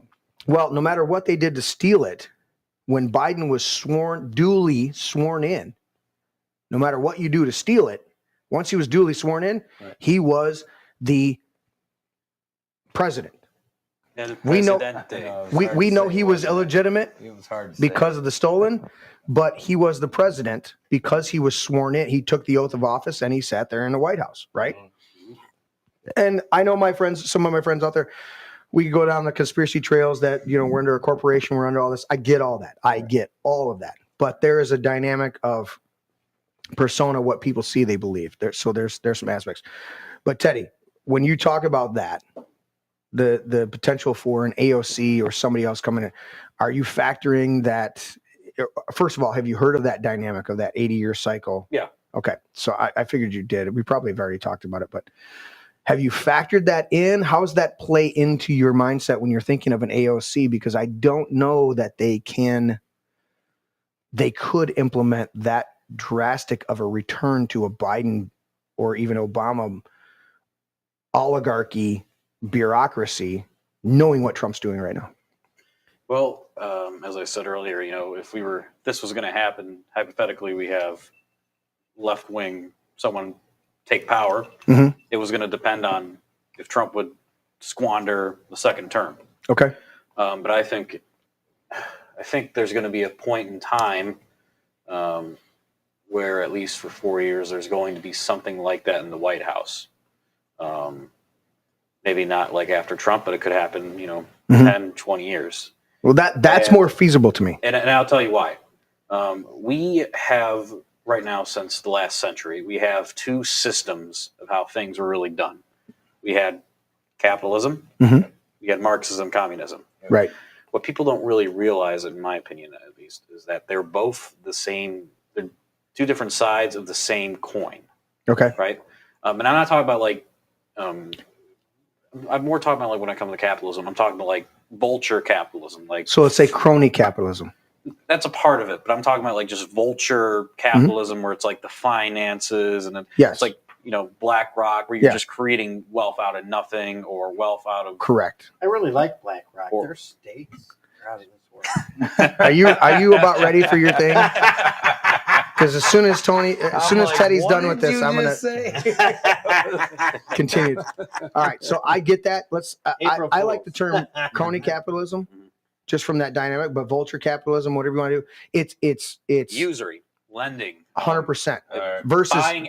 It's a monster consuming everything, and, right? And it wants to make the people into serfs that Correct. rent. But it's okay because the serfs have fancy little gadgets like the phone, right? And they have the Roku. Yeah, it's even during the Israelites. The Israelites, according to Mosaic law, were not allowed to charge interest to their fellow Israelites. They could charge interest to foreigners, but not to their fellow Israelites.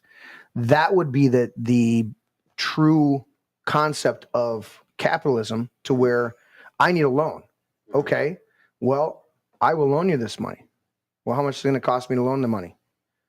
Maybe there's a nominal fee, but not a straight up interest rate. Something like, obviously, if somebody's doing you a favor, you want to honor that favor. And if you give me $100, I'm going to give you back at least $100, if not $110 or $100 in a case of beer. You know what I'm saying? It's like there needs to be some honor to that. But the Lord literally said to him, you're not allowed to charge an interest, a usury. Now, fast forward to what you're talking about, Marxism, socialism, and this crony vulture capitalism that is not only, one of the most horrible things we have in this country that most people don't think about, let alone the income tax, property tax, some of these other things, is 25% interest rates on credit cards. That's the height of usury and extortion for people to realize that if I don't pay. Now, granted, if you're able to be in a place where you can pay it off every time, but I know I went through the lockdown and everything, and we're living off credit cards. My wife's having to pull cash off the credit card. Hey, Dino, can you wait a second week until things clear through? No, boss, I really need this money now. All right. Yeah, and my wife worked really hard, and then so we end up a couple years later, we felt that we're $60,000-$70,000 in credit card debt. Yep. With usury. Yep. 25%, because you can't at a certain point dig out from underneath that. And up until that point, up until those lockdowns, we paid every month, paid everything off. We used the cards, we got our points, we paid them off. We used the cards, got our points, paid them off. Amen. The government locks shit down. We got to figure out how we're going to survive this, how we're going to deal with this. Now we got cards. Continue your thought, Teddy, and I'm going to go to Larry with the lightning. So we've had this somewhat vulture capitalist system since arguably the 60s, 70s, when manufacturing was going away and we're getting outsourced. Yeah. Our main income was mostly, when people are judging the economy like Trump and Biden, they're like basing it on what? The stock market, really. Yeah. Or interest rates. Yep. So we have generations of usury and corruption and all that, and the tentacles are reaching the government. Yep. And so what that it's like basically a personification of the cardinal sin, greed, right? Yeah. So what we have is that it's forcing people to go into the Marxism route, right? And that was because we were infiltrated by intellectuals, by left-wing intellectuals, and they were starting to promote it to college kids and all that. But the Marxism in itself is ungodly and unhuman because they want to collectivize everything. No one has their own personal property, no personal land. Right. Religion is banned. It is the most individualistic thing because they believe in it's individualistic, but they claim it's collectivist, right? They took all of the good things of the early church being in a place where you voluntarily share all that you have. It literally says in Acts that they had nothing of their own, and they shared everything. They shared everything in common. What you guys are talking about is that they're building individualism cults. Yeah. That's what's happening. And the reality is they build individualism cults, and then the actual individual is the one that becomes a lost, just another face in the collectivism. It's collectivism. It's collectivism built on individual jealousy. Correct. And in the Spanish Civil War, when the communists and socialists were taking over all these cities during the Civil War, they were burning down churches and raping nuns and killing priests. And and that's all I was saying was that the best things of the church, thank you, Larry. The best things of the church were voluntary. I'm going to bring everything I have and be part of this group. Mm-hmm. There are two things, cults and Marxism, that move beyond any voluntary thing. And the cults deceive you and bring you in. Mm-hmm. Marxism points a gun at you and says, you're going to bring everything in. You have no property, no individual things. Right. It's kind of like fake individualism in a sense. 100%. In a sense, everything is owned by the government. Well, it's correct. Masonic logistics. And it's like, and a lot of people, it's like a lot of people when I'm talking about this, a lot of people get confused, and I'll bring Nazism into the picture. Oh, here we go. The difference between there's not a dime's worth of difference between Marxism, communism, and Nazism. They're all different. They're a little different. The main difference between them is communists have killed more people. There's some nuances, but the reality of the main difference is between them. All the way back But from I mean, the not the Nazi movement is means national socialism, right? Is what it is. And yes, in Nazi Germany, yes, you could own. You got a piece of paper that said you own that, right? Mm. But the government controlled it. Right. You owned it, but the government controlled it. Oh, you mean like property taxes? In Marxism, they're honest enough to tell you don't own it. Mm-hmm. In Nazism, they let you think you own it, but the government runs it. You're under control of the government. Which is why Teddy's tying it back to always an illusion. Right. Which is why Teddy's tying it back to some of our capitalistic ideas, because we consider ourselves a capitalistic country, but the reality is there's property tax on all of our stuff. One more thing. It's just like property tax and there's income tax. So basically, you're a slave to the state until those income taxes are paid, and that's what you work till June. Right. Yeah. Now it is. Yeah. Finish your thought there, Teddy. What we have now is Trump is the ultimate purveyor of this current system of vulture capitalism. He always brags about the stock market, Right. And his top supporters now are all of these billionaires, these tech billionaires, Zuckerberg, Bezos, Musk, and all these donors. Because they read the tea leaves and know they got to back the guy that's actually winning. Yeah, but he's also agreeing with them. And so what we're going to have in the next decade or two, stuff is going to get worse and worse instead of a little better. Mm-hmm. We're going to have a pendulum swing. Like people are like, oh, well, Trump didn't work, so we'll try this Bernie fellow or someone like that. You think so? That'll help. Right. I understand. Right off the edge of a cliff. And they'll, and when we have these communists elected or socialists, they're going to clamp down on the vulture capitalism a little bit, but not through a righteous eye, right, or a righteous point of view. They're going to do it out of personal animosity and Yeah. Power and control. And they want power and control instead of doing what the right thing to do is. Just, I'm going to stop usury because God said it was wrong and it's morally wrong. Right. I'm going to stop usury because that's what everyone wants, but I want more power and I want control over all the money and all the power of society. I can see what you're saying, Teddy. I lean towards the other side that just like the Revolutionary War, that freedom is contagious. And the word on the street right now, not even the word on the street, it was a headline, because he's talked about it and he's pushing for it. DeSantis is about to introduce some legislation into Florida to abolish property taxes. You abolish property taxes, you look at Florida and Texas introducing. We've done whole shows on it talking about Second Amendment rights. We've had our lawyer friends come in, Dan, who follows the legislation that goes in Lansing here specifically, where we've talked about it, where you look at the timeline in the last not even 20 years of Florida and Texas introducing restoring constitutional carry in their states, where you still have to have a federal background because that's still in place, right? Sure. Civil War era takeover. Yep. But you don't have to have anything else in that state to carry a firearm. Open carry, concealed carry. The Constitution says you don't need correct, 100%. I mean, you go to the Constitution, which I read the Second Amendment every week, at the beginning of every show. Even though it's new to you because you forget. Yeah, even though it's new every week. But you're exactly right. And what I'm saying is, what I'm looking at is we've shown the charts. Okay. We've shown the charts for the last, I don't even think it's 20 years, of those two states passing constitutional carry. Right.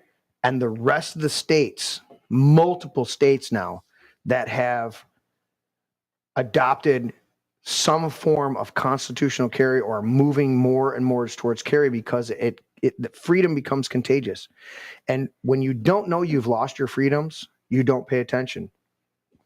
When all of a sudden, I go back to our Declaration of Independence, our wise founding fathers wrote it up when a long series of usurpations evinces us invariably. I'm going to read it, and then we will go to Larry's lightning round. When it's on the second page. When a long train of abuses and usurpations pursuing invariably the same object evinces a design to reduce them under absolute despotism, it is their right, it is their duty to throw off such government and to provide new guards for such security. And such is the patient sufferance of these colonies, and such is the necessity which constrains them to alter their former system of government. And I love this. History of the present King of Great Britain is a history of repeated injuries and usurpations having the direct object to establish an absolute tyranny over these states. So it's written right there. And so that's my only response, or looking back at it. I see there's a potential for anything. But I look at the amount of people that have finally realized how much bullshit we're dealing with and how much freedoms have been eroded. And I think it's going to take 3 or 4 generations before we backtrack after this hard season establishes strong. We've already established strong men. That's all I'm looking at. I understand what you're looking at. I get it. Well, what we need, just to finish off here, is what we need is every time we've had a situation where the market or capitalism has gone out of control, we got robber barons. Yeah. We had Great Depression. We had 2008. Yep. And we're having this now. Yep. What we're having now is BlackRock and all these other places buying everything up, and everything is going up because of it. And that's getting people to look the wrong way at things.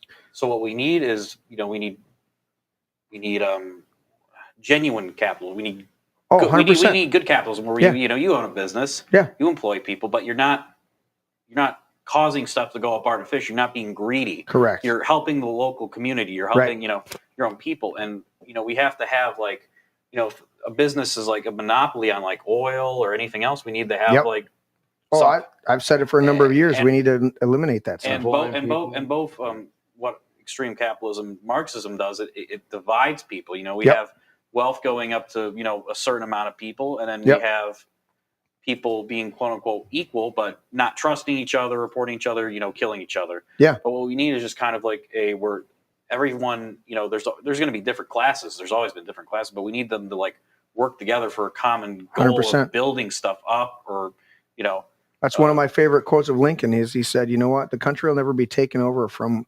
outside because 75% of the people own their own. They own their own industry. They own their own businesses, and the other 25% are working for them, saving money to build their own business. Right. As long as we have that entrepreneurial spirit that is rooted in that 20 years ago, is it 20? Yeah, whatever. How I'm saying it, the Gettysburg Address.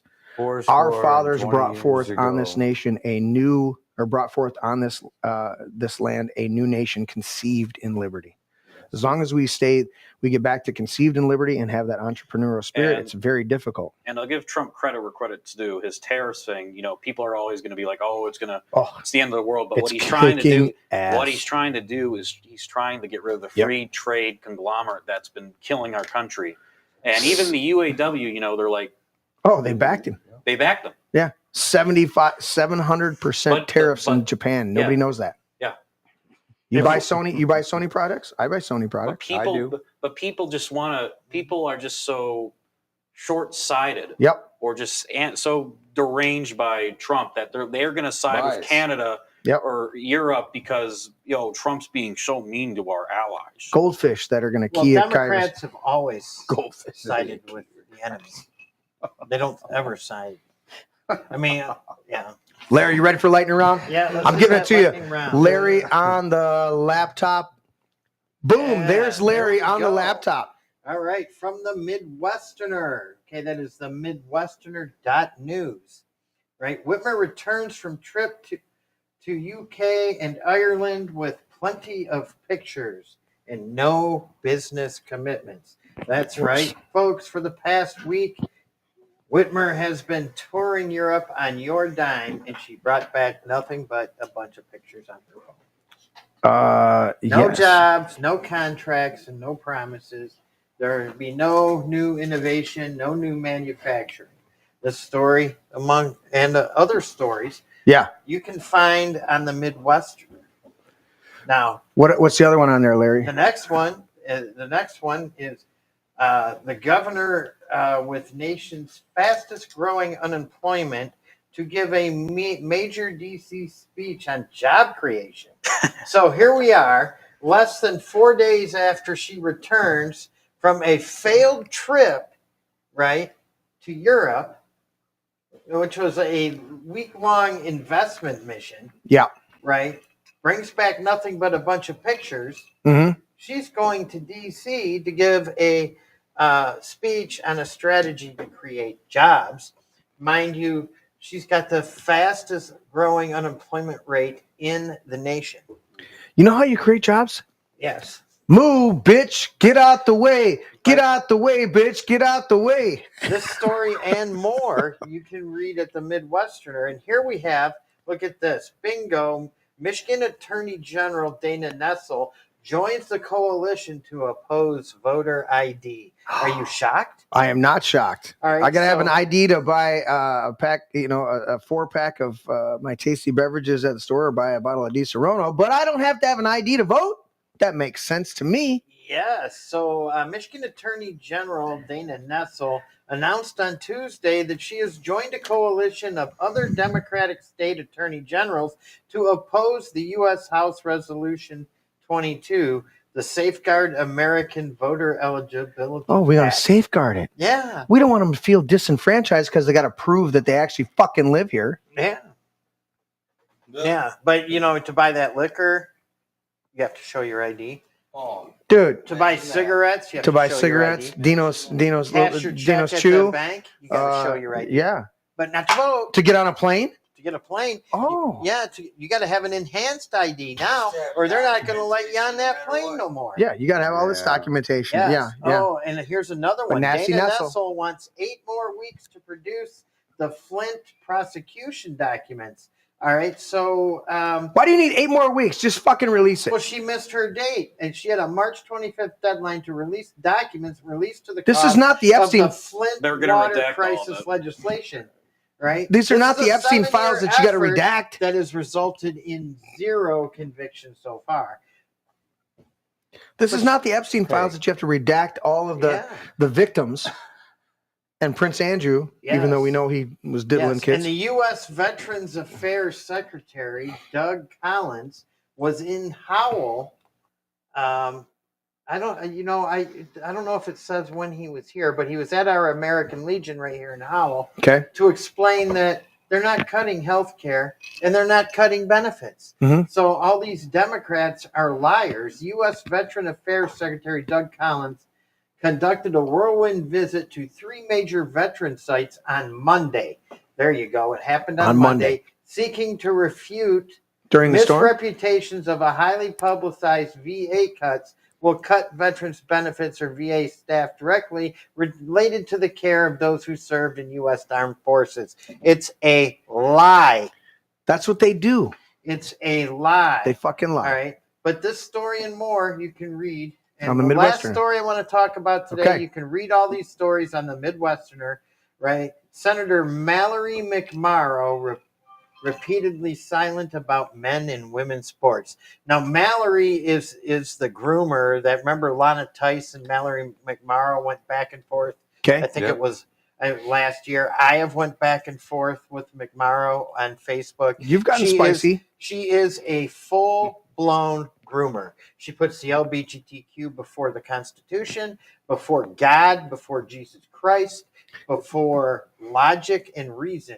She puts the LGBTQ before our kids. Makes sense. I mean, we have a senator it must be party before country. Yes. Didn't she work for the CIA? Yeah, Sachin. Don't we have that soundbite somewhere? Not today. Not today. I mean, we have it. We just can't play it on the show. I plugged this chip in and fucking shut half my So system. everybody, make sure you visit the Midwesterner. The Midwesterner. Michigan publication. Hell yeah. Visit it every day. Have you reached out to them, Larry? Midwesterner.net. I think they need to. I think they need to be. We need to at least have a little bit of a back and forth with them. Yeah. I don't know. Say a partnership, connection, something like that. Yeah, Let them know. they We're doing our really stuff on your site, on our show, and there we are. Do you have to? Are you pressed? Are you here for? I got to get going. You got to get going. So you want to do your final thoughts? You did your lightning round. Yeah, the what lightning. We had a round good is conversation. We had a good conversation, and yeah, we did. I'm slightly disappointed. I ran out of my card stock. So you're citing a regular thin piece of paper over there. I'll get some card stock. All right, give me your. Was that your final thought, Larry? You want to give it? Final thought. I'm good with that. Okay. So, other than we got a lot of stuff going on. Don't panic about it. Don't be stressed. Donald Trump. The whole idea. See, here's what people aren't talking about. Yeah. Is there was at least 10 countries that pulled down their tariffs in the last couple days. Like India, for example. Really? Yeah. Oh yeah. That's amazing. Yeah, but the mainstream media isn't talking about it. No, why would they? Yeah, why would they? Why would Perish they the talk about thought. that? Why would they all of a sudden be pulling down their tariffs? What? Why would they be doing that? Why would they pull down their tariffs? Maybe because President Trump said, you know what? We'll do this. You've got a 700%, 700% Japan tariff on us. Tell you what, we'll do the same. We'll just match you. Yeah. I'm not even raising you. Isn't that fair trade? I'm just gonna call. Not even call. I'm just gonna. Are you gonna raise me? All right. Yeah. I'll match that. What's the term when you just match it? You're not doing the final call, or is it a call? I think it's a call. Yeah. That's a call. Oh, you're gonna raise me? All right. Call. Now, granted, you raised previous administrations 50 fucking years ago, but guess what? Today, I'm gonna call you on it. Well, I don't have the cards. Yeah, Zelensky, you don't have the cards. Correct. Yeah. Zelensky's Stand like, down. we're not playing cards. I don't know what you mean. That's right. You don't. You're a fucking idiot. Like for real. You know what you are? Yeah, if I'd have been Trump should have told me to go play the piano. Dude, yeah. You know what you are? You're an actor and not very good at it. He's good at dancing around what, like tights or something? Dude, he was a gay trying to make demand actor. Coke addict. Yeah. Dude. And Zelensky's, we knew he was tiny. Yeah. I mean, you know, close to Tom Cruise tiny, but I mean, he's tiny. And then he's sitting next to Trump, who's a big man. Right. And Trump's like having to lean over and go, you don't have the cards. I don't know what you're thinking. You don't have the cards. You're playing a game. You're going to lose. You don't have the cards. Shut the fuck up. Boston. And Zelensky's like, but we're not playing cards. One day, stuff, you have ocean between you, but sometimes he goes, don't fucking tell me what's coming my way. You don't dictate to that to me. He's like, listen, buddy, you know what? Get the fuck out of the White House. You know what that was? You know what that was, though? Yeah. That was a spiritual saying, you don't call the cards on what happens to my country. Right. You know what I mean? Oh, like dude. It was domination. Yeah. Like, boom. Yeah. Don't you ever curse on my country. Yeah. You yeah. know? So, when Trump says he's America first, he may not do everything we expect him to do or want him to do, but that guy wants our country to be the most prosperous it can because he's brought to fruition everything that he said he was going to do. Exactly. Most people criticize the first term and they go, well, he didn't drain the swamp. No, he absolutely drained the swamp. Have you ever been involved in construction? Sure. And he you've been drained the swamp. He didn't say he was going to drag all the muck out of the swamp. Exactly. He said he was going to drain the swamp. And he took the water out. We correct. saw all the swamp. You saw not only who you see the rocks. Correct. You saw not only who Pelosi was, Schumer, Schiff, Bernie Sanders, Hillary, but you also saw who Pence and McConnell and fucking Lindsey Graham. You saw who all these neocon rhino Republicans were. You saw who it was revealed. Oh, that's who you are? Okay. I'm a little disappointed. What's the Bible say about shining a light? Yeah. That be sure your sins, be sure your... What are we talking about? I'm trying to remember the exact verse. Yeah. Just we're supposed to shine a light on evil. Yeah. Shine a light on evil. Yeah. Basically, it says is don't put a bowl over your light. Right. Yeah. Let it shine. But also, no, anything, Jesus said that anything brought into the light is exposed. Yes. Amen. And so you bring it into the light, it's exposed. That's what I'm talking about. But that was the scripture. Okay. That's what Trump did. He did. He shined a light on. He shined a light. Yeah. And, or in his terms, drained the swamp. Correct. And he did. Yep. And I'm a very strong advocate of that. He did drain the swamp for all those people that want to argue with me about that. There's quite a few of my friends want to argue with me about that. No. Trump drained the swamp. He drained the swamp. He did. 100%. He drained the swamp. Yeah. He didn't take out all the muck, but he drained it so we could see it. We could see and all then the swamp it was creatures.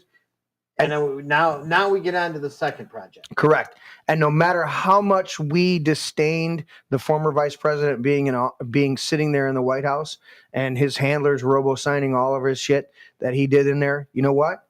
It was ordained by God. Yes. Because if it didn't happen, you wouldn't see a 60-plus day turnaround like we've never seen in this country. You going to hang for that, Larry?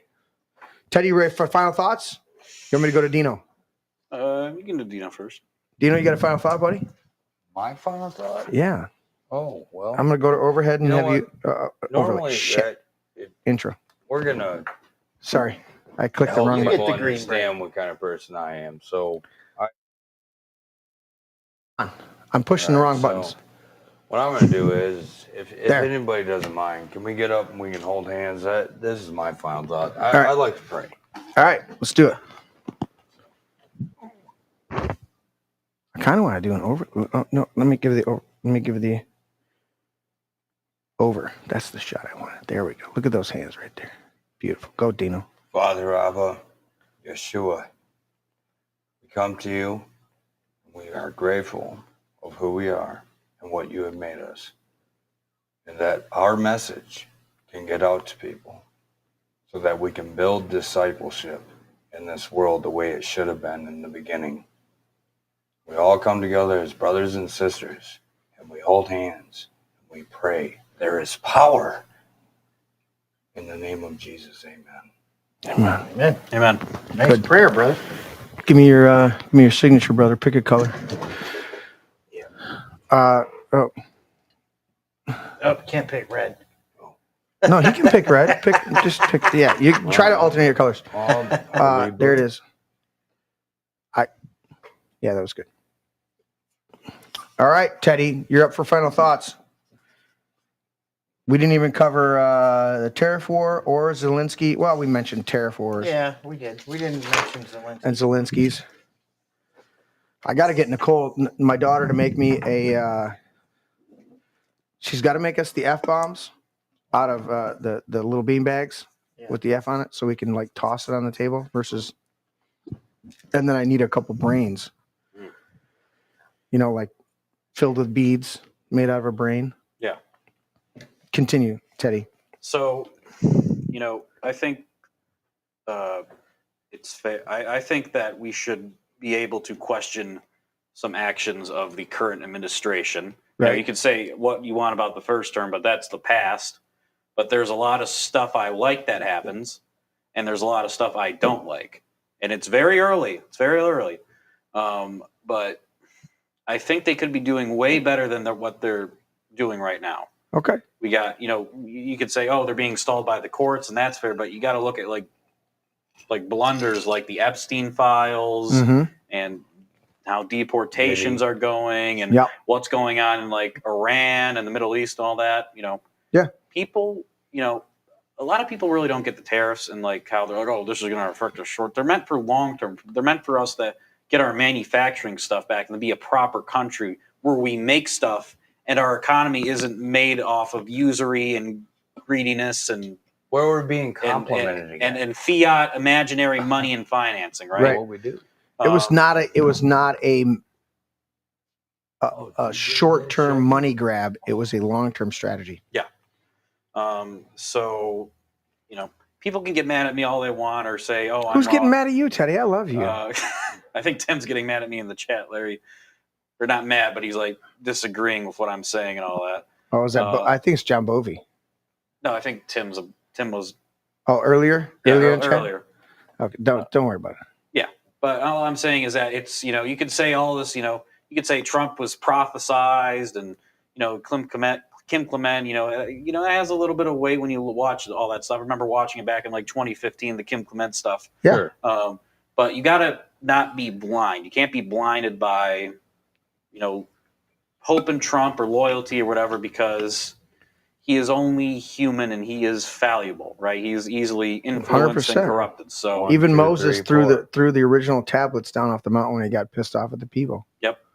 But all I'm saying is that we got to, call out the administration when they're doing stuff wrong and when they're being completely stupid and they're costing us stuff, Endorsing Lindsey Graham. Yeah, but we also got to back our own side when push comes to shove, because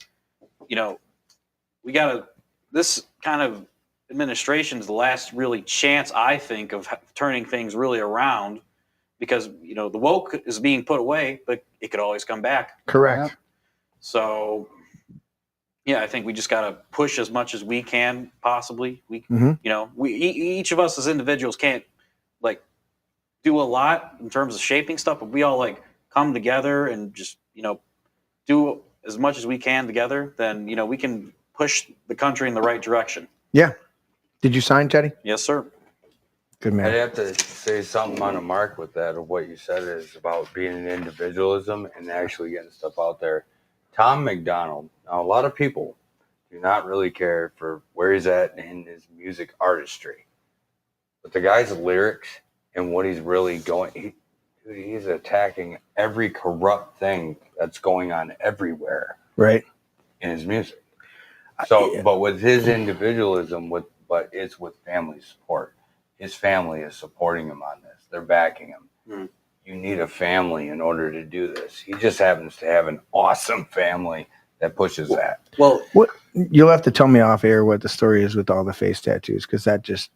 Well, I'm thinking that was a Okay. Yeah, because it just he probably got funked with a lot of stupid stuff in his life. You'll have to explain that to me. So that's my only issue with that guy. Catching up in chat as I go to my final thoughts here. John Bovey, stop. And then, of course, I don't even know who Turkey Palooza actually is. It's in all caps. I'll tell you what, brothers. It's probably he's probably doing the Hulk Hogan. I'm gonna tell you, brothers.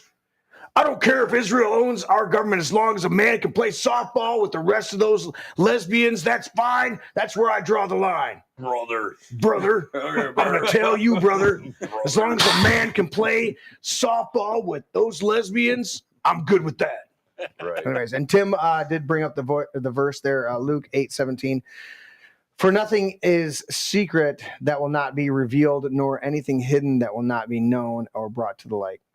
So that's exactly what we're talking about. My final thought is, hey guys, April Fools, don't be a fool.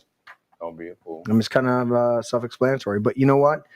The dynamic is this: if you know what is right and correct, if you know, I want to make sure I did push the right button.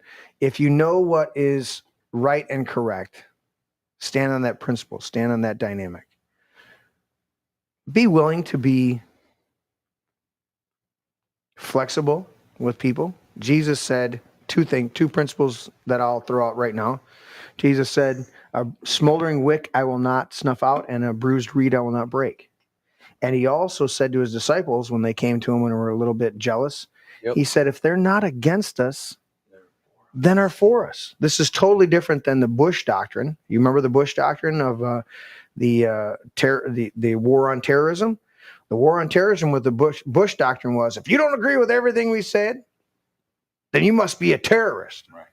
He said it like this. He said, if you're not with us, then you are with the terrorists. Yep. I mean, if you don't want to bomb 1 million people in Iraq, including 500,000 children, and my Secretary of State says that that's a good price to pay, then you must be a terrorist. You must be a terrorist. And we got a certain strategy that we're going to implement for us to do whatever nuclear things we're going to do.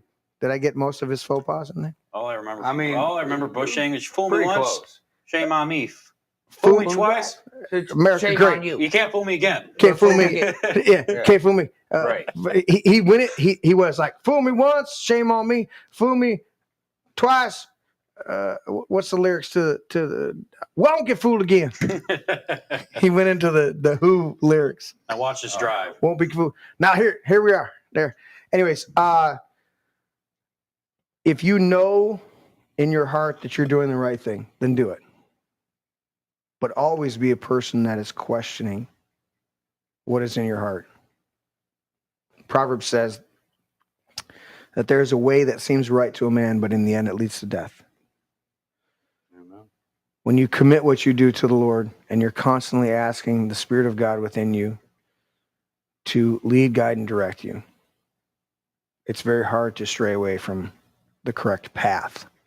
You will learn, you will grow, you will be challenged at certain points.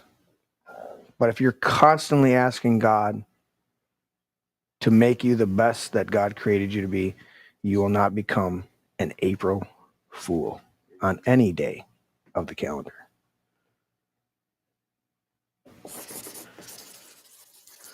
Love you guys. Like, share, and subscribe. Do all that you can. See, it's not cardstock. I can't even pick it up properly. Yeah. I had to fold it right there. There it is.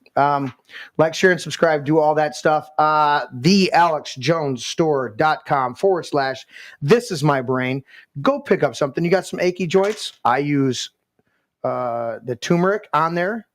I specifically, right now, I'm using the Bod Ease turmeric. But I know there's a new gummy turmeric that was sold out for a little while. I think they've got it back in. I'm going to order it. Vince just ordered the Turbo Force, and what was the other one? Was it the Sea Moss? Yeah. I think he ordered both canisters of that.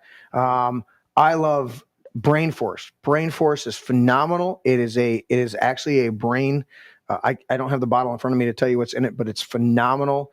I take a little dropper just before I play hockey, or just before I do the band, or just before the show tonight. I literally, did you see me? I got in the drawer. I did a dropper because I was feeling a little tired. It was a pretty full day, not a horrible long day, but it was a full day, and I did a little tincture under my tongue.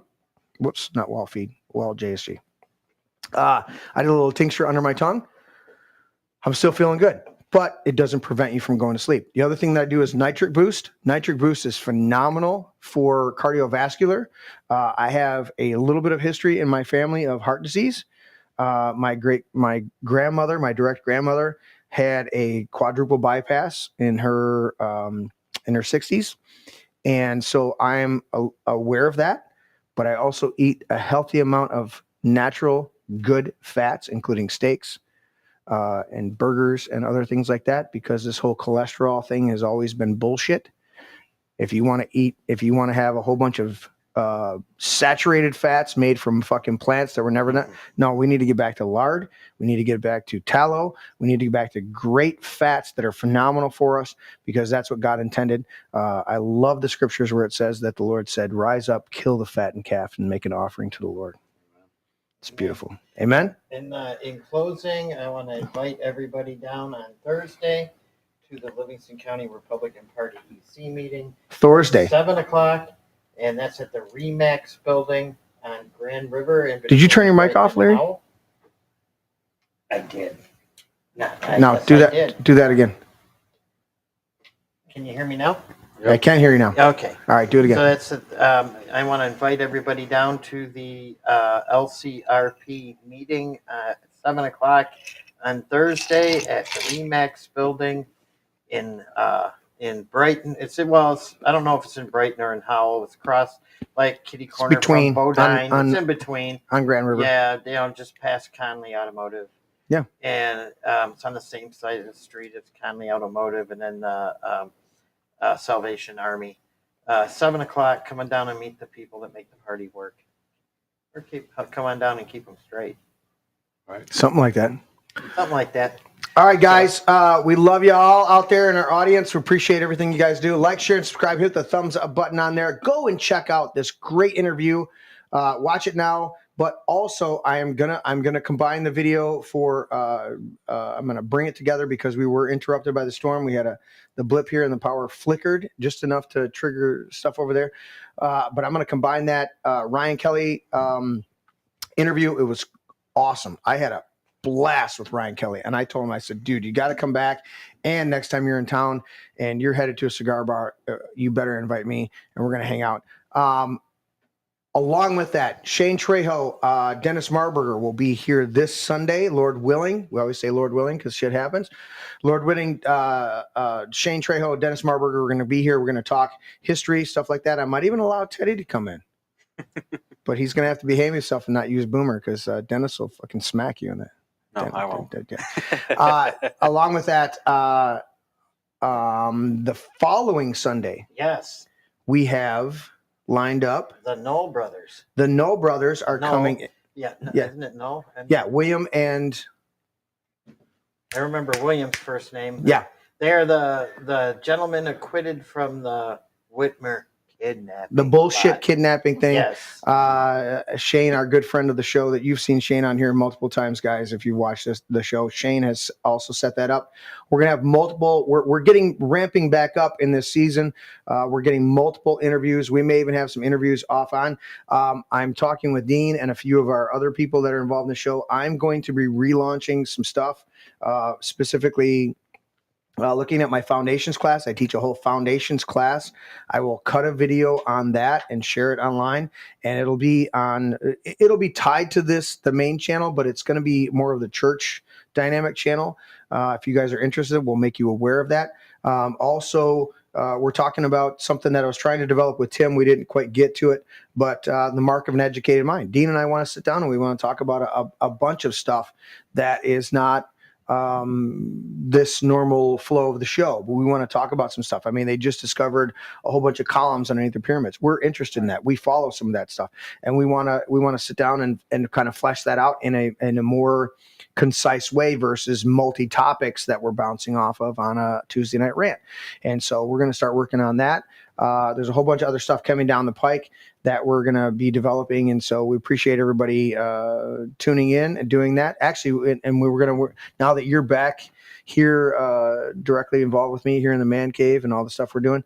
Dino is a phenomenal musician with me, and his baritone voice and my tenor voice blend phenomenally. There's actually a couple videos we shot last night doing just karaoke with me and him and Vince. You guys know Vince, that if you've been with the show for a long time, my son Taylor Vincent.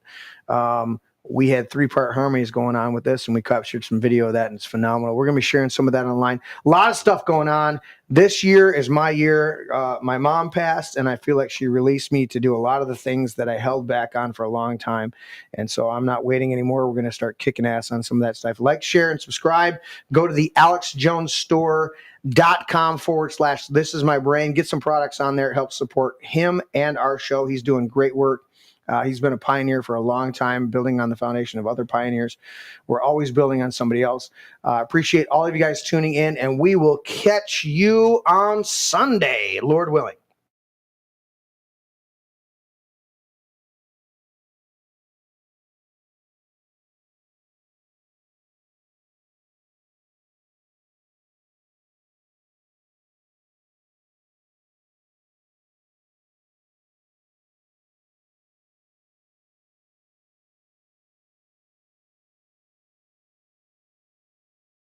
That's not your brain. It's just an egg.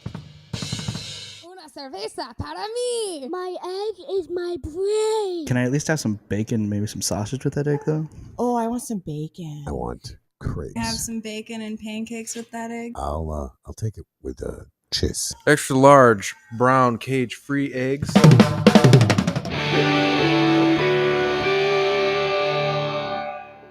Can I have your brain with hot cakes? A sausage and a little toast and potato. That would be great. Does it have antibiotics? I don't know, man. I'm not good at this shit. Well, they got to be able to resist some diseases. You resist the disease. Has it got any hormones? Maybe. It's cage free. Vegetarian? Maybe. Are they vegan? No, I eat steak. Never apologize and never explain.